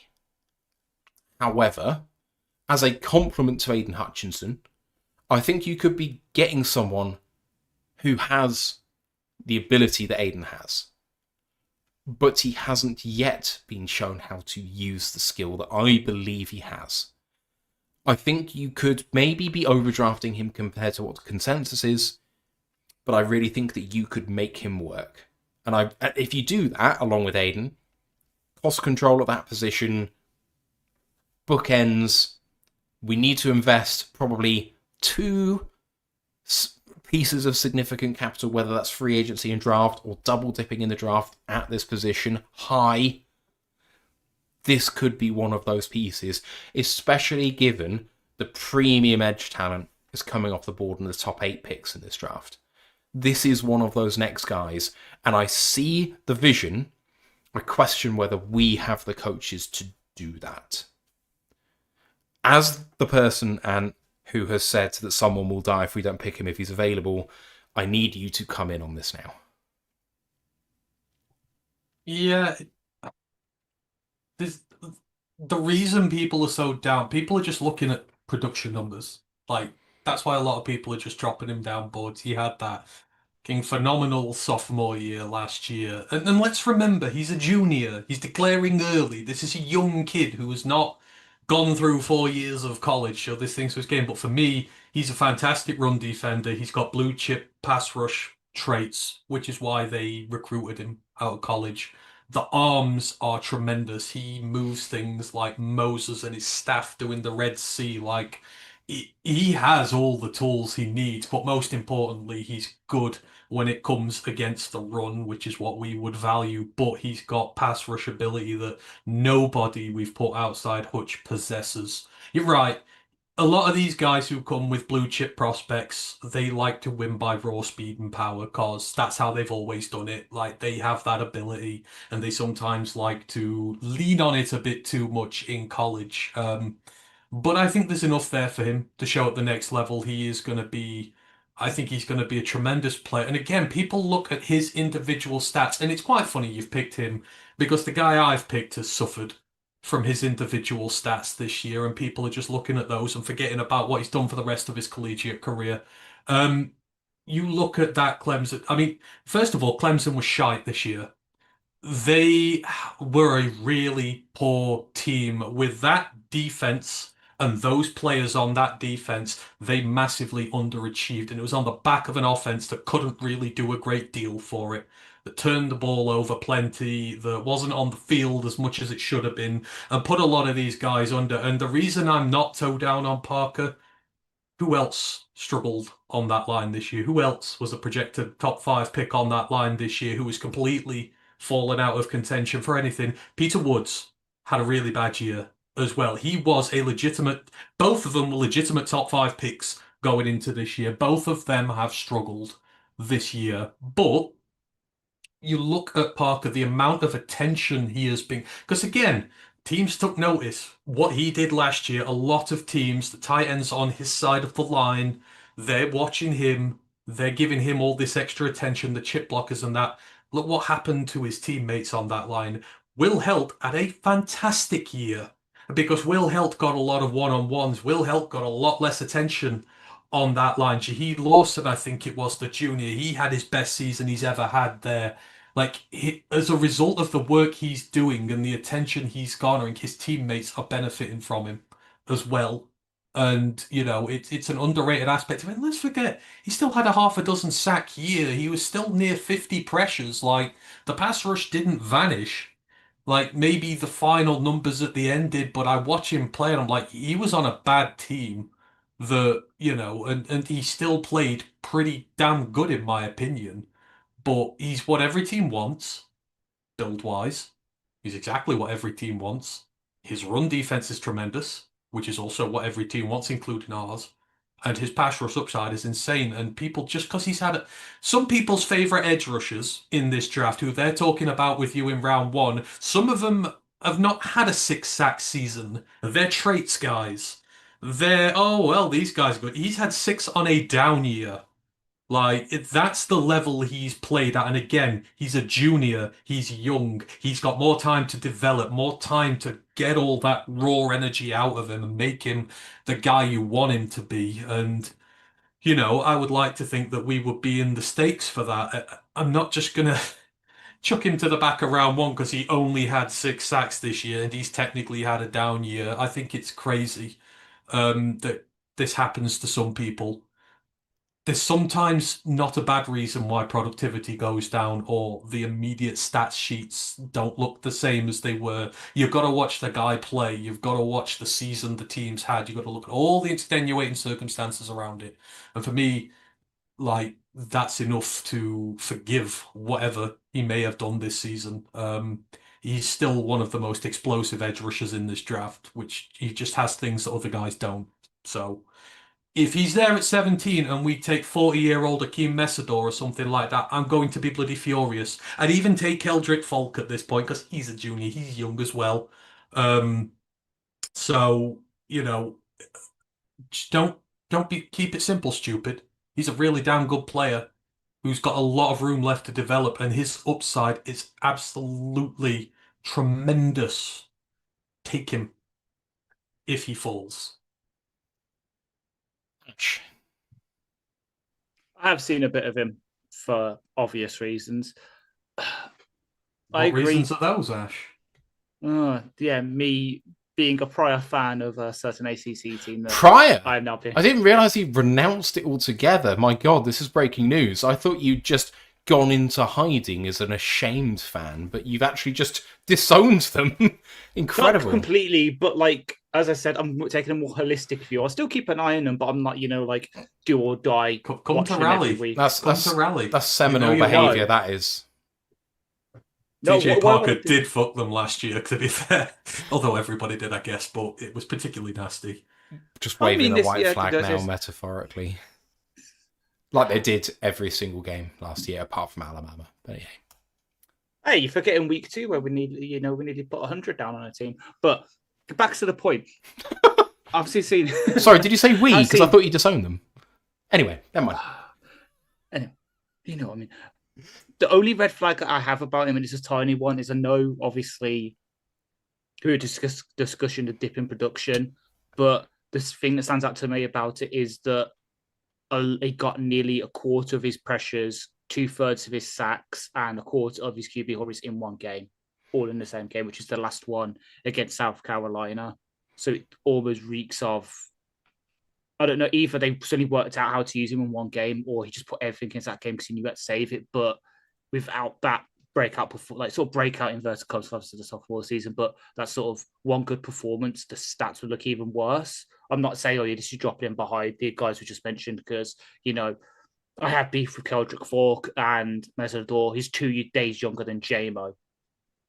They've got even bigger red flags, but he's got I'm sure he'll be able to answer the questions in the combine interviews or whenever if he speaks to teams, but it's just, did he peak with his sophomore season? That's the only sort of thing I have for him, but I could be happy to move wrong.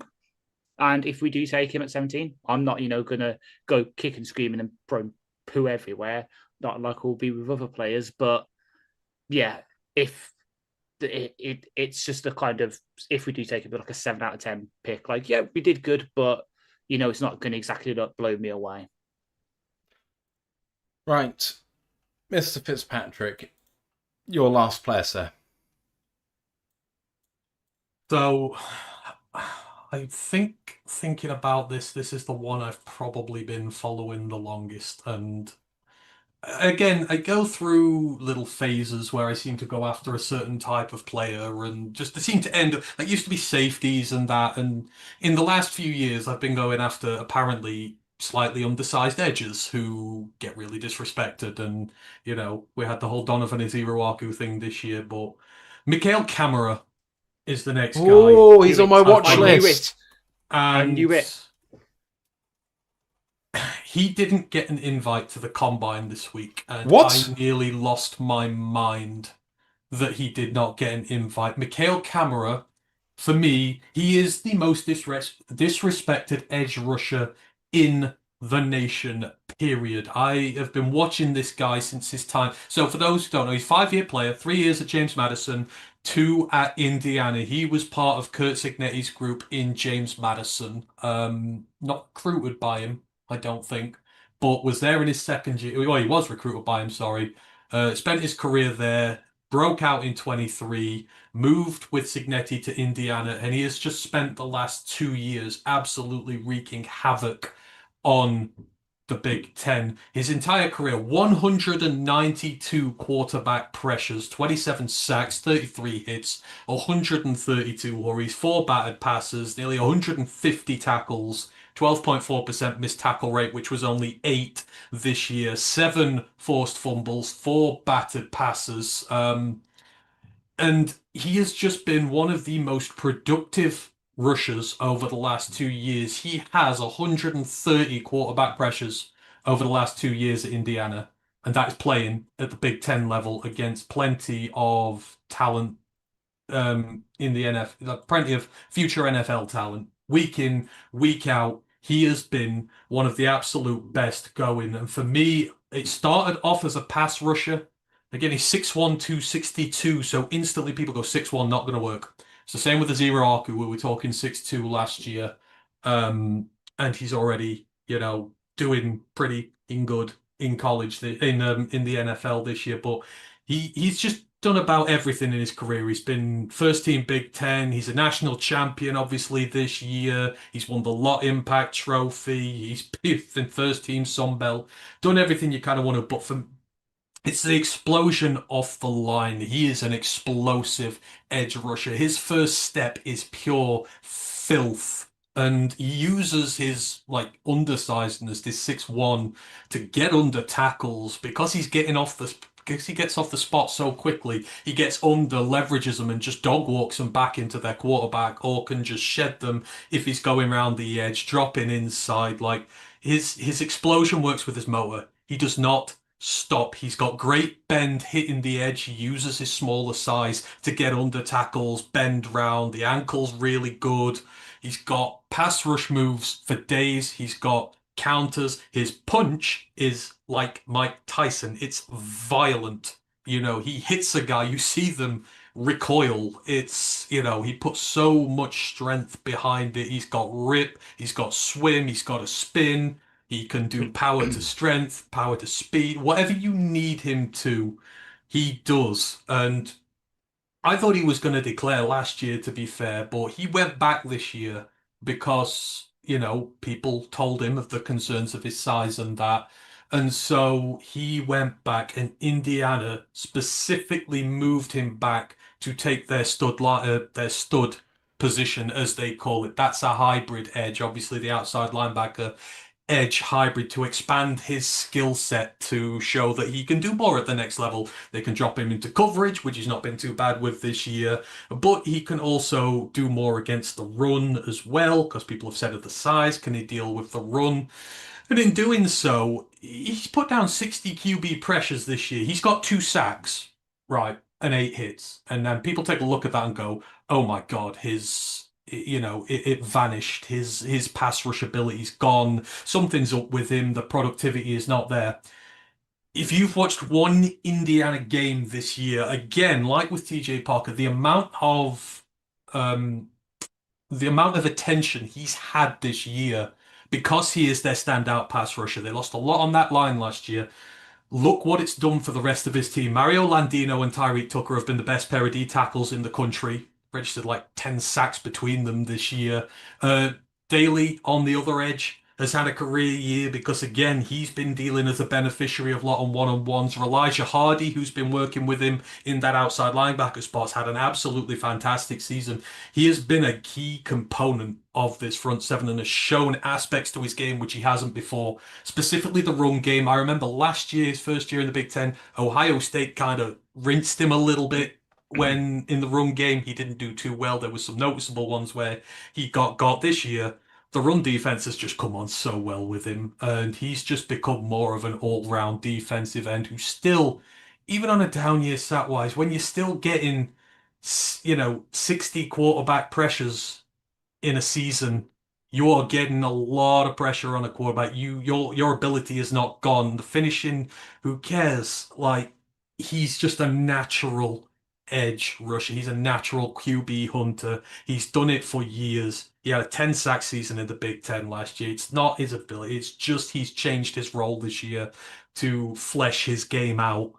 And I look at him and what he's about, and there's just not really too much in there that that gets at him. Again, the lack of production, is that going to be a thing at the next level? Obviously, you need to make sure your pressure to sack ratio gets up a little bit, but to be fair, I don't really care about that. I think you've got plenty of pressure there. Again, he's got all the technical moves. He's got the arsenal there. I wouldn't use him as a coverage linebacker, to be fair. I don't think it's really worked with him this year. They've tried first time. One of the most domineering edge rushing prospects in the last few years. One of the most domineering edge rushing prospects in the last few years. And he didn't even get an invite to the combine. It's absolutely disgusting. His size doesn't matter for shit. And I will say that right now, having watched him for nearly 4 years. He can get the job done. Every pass rush move you can think of, he pretty much has, and he will find a way to get you, whether you like it or not. Team captain as well, as they worked his way through the ranks, one of Signetti's most trusted players on that team. So again, you're looking for the leadership aspect, the quality of it. You know, he has taken a reduced role or taken a position that's harder for him for the betterment of the team. And Christ, they went and won a natty for the first year in their history. So I love Mikael Camara, and hell, I'm taking him. If it's 49, I take him at 49 if there's a chance there with him. I don't care what anyone else says. Probably should go higher than that. How a top 50 pick doesn't get to the combine, I don't know. It's one of the biggest snubs I've ever known, period. And there is some shite going at edge rusher there this year, which I don't know how's got in front of him. But yeah, Mikael Camara is the guy for me. He has been for years now. If he's going to be edge 2 opposite 8 next year, I will be a happy, happy bunny. Ash, Mikael Camara. How did I know it would be him? Yeah, while I'm obviously the big, they've got a fitness scheme and that. If they take him, because of the production he has had, I can just see it work. I can see it working because one of the bits I've seen of Indiana, especially their defense, because of like some of their other players, one of the things that's happened to him this year is because of the good years he's been having. He's been getting double teamed so much. That's not going to happen with our defensive line if he comes. You've got Aiden, you've got Aleem, who hopefully will be back fully healthy. Tyleek will be eating up double teams as our one tech. He should be getting single teams week in, week out, and he'll be able to take advantage of them. And yet, because of the size and because of the down year, where, as you mentioned before, his sacks and hits have fell off the face of the earth, he's still got a damn lot of hurries. He nearly matched his pressure totals from past season with barely any sacks. With the single teams, he'd be able to clean up. And with the work on it's not like we're going to put him in and what happened with the last undersized edge that we tried to use where teams will just run at him. That's not going to happen with Camara. So I'm all for it. Go tackle. If we do go tackle first round, he's one of the guys I'm targeting in the second. To Ant's point about where he might be drafted in the draft and the snub for him for the combine, he is consensusly ranked. That's not a verb, but I'm using it. Adverb. 139. So he's not a top 50 player, apparently. I think that will change, though. He's on my watch list, and he was the second guy I wrote down at Edge that I wanted to watch, so I'm not there yet. But I will be very, very soon. I've watched a lot of Indiana, and hell yeah, man. Like, he, as someone who could have benefited from a combine, his twitch off the line is ridiculous. Like, he, as a penetrating one-gap guy, is something that we haven't had in a long time. Like, this is, I would say, like the premium version of James Houston. In terms of, like, body type, yes, but so much better fundamentally. Like, just as a football player, IQ's higher. He's stockier than Houston ever was. Like, Houston was quite light for his size, whereas Camera's short, but he's not small. Like, he's built. He's a thick guy, and he can move at that weight and height. Like, hell yeah, man. If we can get him, and in some sort of perfect world where Levi can actually come back and play something this season and rotate in and out with Aleem, and you have him on the outside of either one of those two, that's a scary prospect for offensive linemen. I am all the way in on Camera. Round 2 might be rich for me, but if we traded down in round 1 to pick up a third, and it was a high third, or if we went down a little bit in round 2 and got like 2 high thirds, and one of them was him, I'd be all the way in on it. And I don't hate it. Our original round 2 pick is just not what I do. It really depends where you go in round 1, but oh yeah, like to Ant's point about his technical ability, there is no comparison between TJ Parker and Mikhail Camera. Camera is the better pass rusher. Full stop. He's got a better pass rush Arsenal than every other pass rusher in this draft. It's not close. That's what I was about to say. I was listening to the DLP guys, Bischoff and Brown, talking about some of the first round edges, and they said with Mesodor that he's got the best pass rush Arsenal any edge in the draft, and I was like, well, no, that means you haven't been watching stuff then, because Camera's been showing it for the past 3 years. So And Mesodor is about 30 years old. Like, yeah. He's 26 this year, I think. So, like, he should bloody well have the best pass rush. He's like I said earlier, he's 2 days younger than J-Mo, who is already on his second contract. Yeah, Keldrick Folk is 20. Akeem Mesodor's 25. I would expect Akeem Mesodor to have more pass rushers than a Keldrick Folk at his age. It's crazy, but these people don't look. And again, it's the argument. I remember having the same argument with the Ziruaku last year. It's just like 6'2", bang, people out on him. It's like, for God's sake, like, you're just looking at you're looking at his height and you're looking at his sack total this year. They're the only 2 metrics you're looking at. You don't know what roofs he's got. You don't know what else he does on this team. You've not seen his past. You are not doing any evaluation outside of numbers, which traditionally, like, some people just guess. They're like, okay, everyone at this size is bad, so I'm going to make myself look clever and go, oh yeah, okay, that's fine. But he's got no other issues at all. A kid with a full pass rush Arsenal can have a lot of disadvantages in the physical department because his technique will get good. And this is going to be the exact same fight as this year. And if Elijah Hardy enters the draft next year, it's going to be the same argument I have with him because he's 5'11", playing off the edge, and he's one of the best run defensive pass rushing outside linebackers in the nation. And I'm going to have the same argument because he's undersized as well. But he might be even better than Mikhail Camera, quite frankly. So yeah, it just seems to be the ship I'm on right now.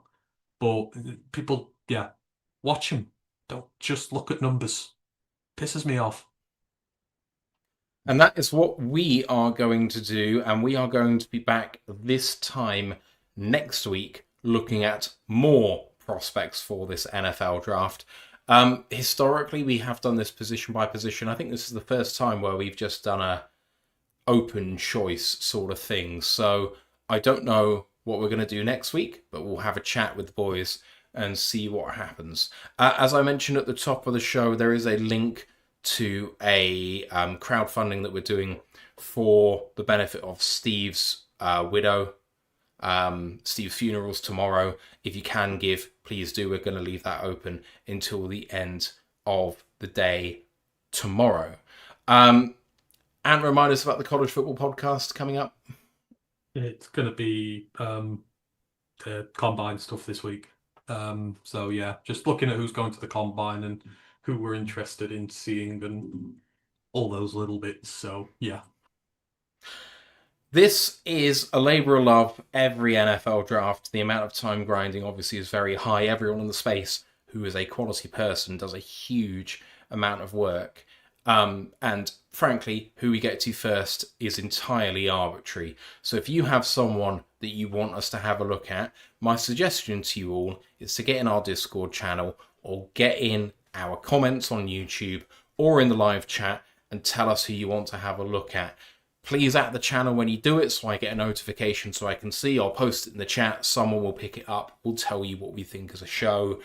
We're going to try and get through as many prospects as we can in between now and just 2.5 months from now when the NFL draft hits. Our show is going to be best in class once again. We have got 3/4 of the way now. I think 2/3 to 3/4 of the way through organising all of the guests that we're going to have. So we're aiming again for at least 31 guests representing the 31 other teams. We're going to try and invite another couple of people as well who we like, who aren't necessarily team affiliated, just people that we respect the opinions of. Looks like we might be getting some new members on our team, people who really know their college football, so that could be really exciting too. If you've got any suggestions for people who you want to be on that draft show, or someone who maybe can come on one of these prospect shows, talk to us about some of this class, I am all ears for that. We need to do better, work harder at trying to get some of these guys on board. I am the biggest culprit of it. Work is very, very tough. There's a lot going on. So anything you guys can do in terms of content you want to see to put it a bit more on a plate for us, I want to hear from you guys. So please do. Socials, you know where to find us. I've kind of talked a little bit about that already. Just search for All the Lines UK. You will find us. We'll see you for the College Football Podcast. If you want to know about Combine, listen to that later on this week. Otherwise, prospects this time next week. Going to be a tough day tomorrow. Love you, Steve. Let's go, Lions. One Pride. One Pride.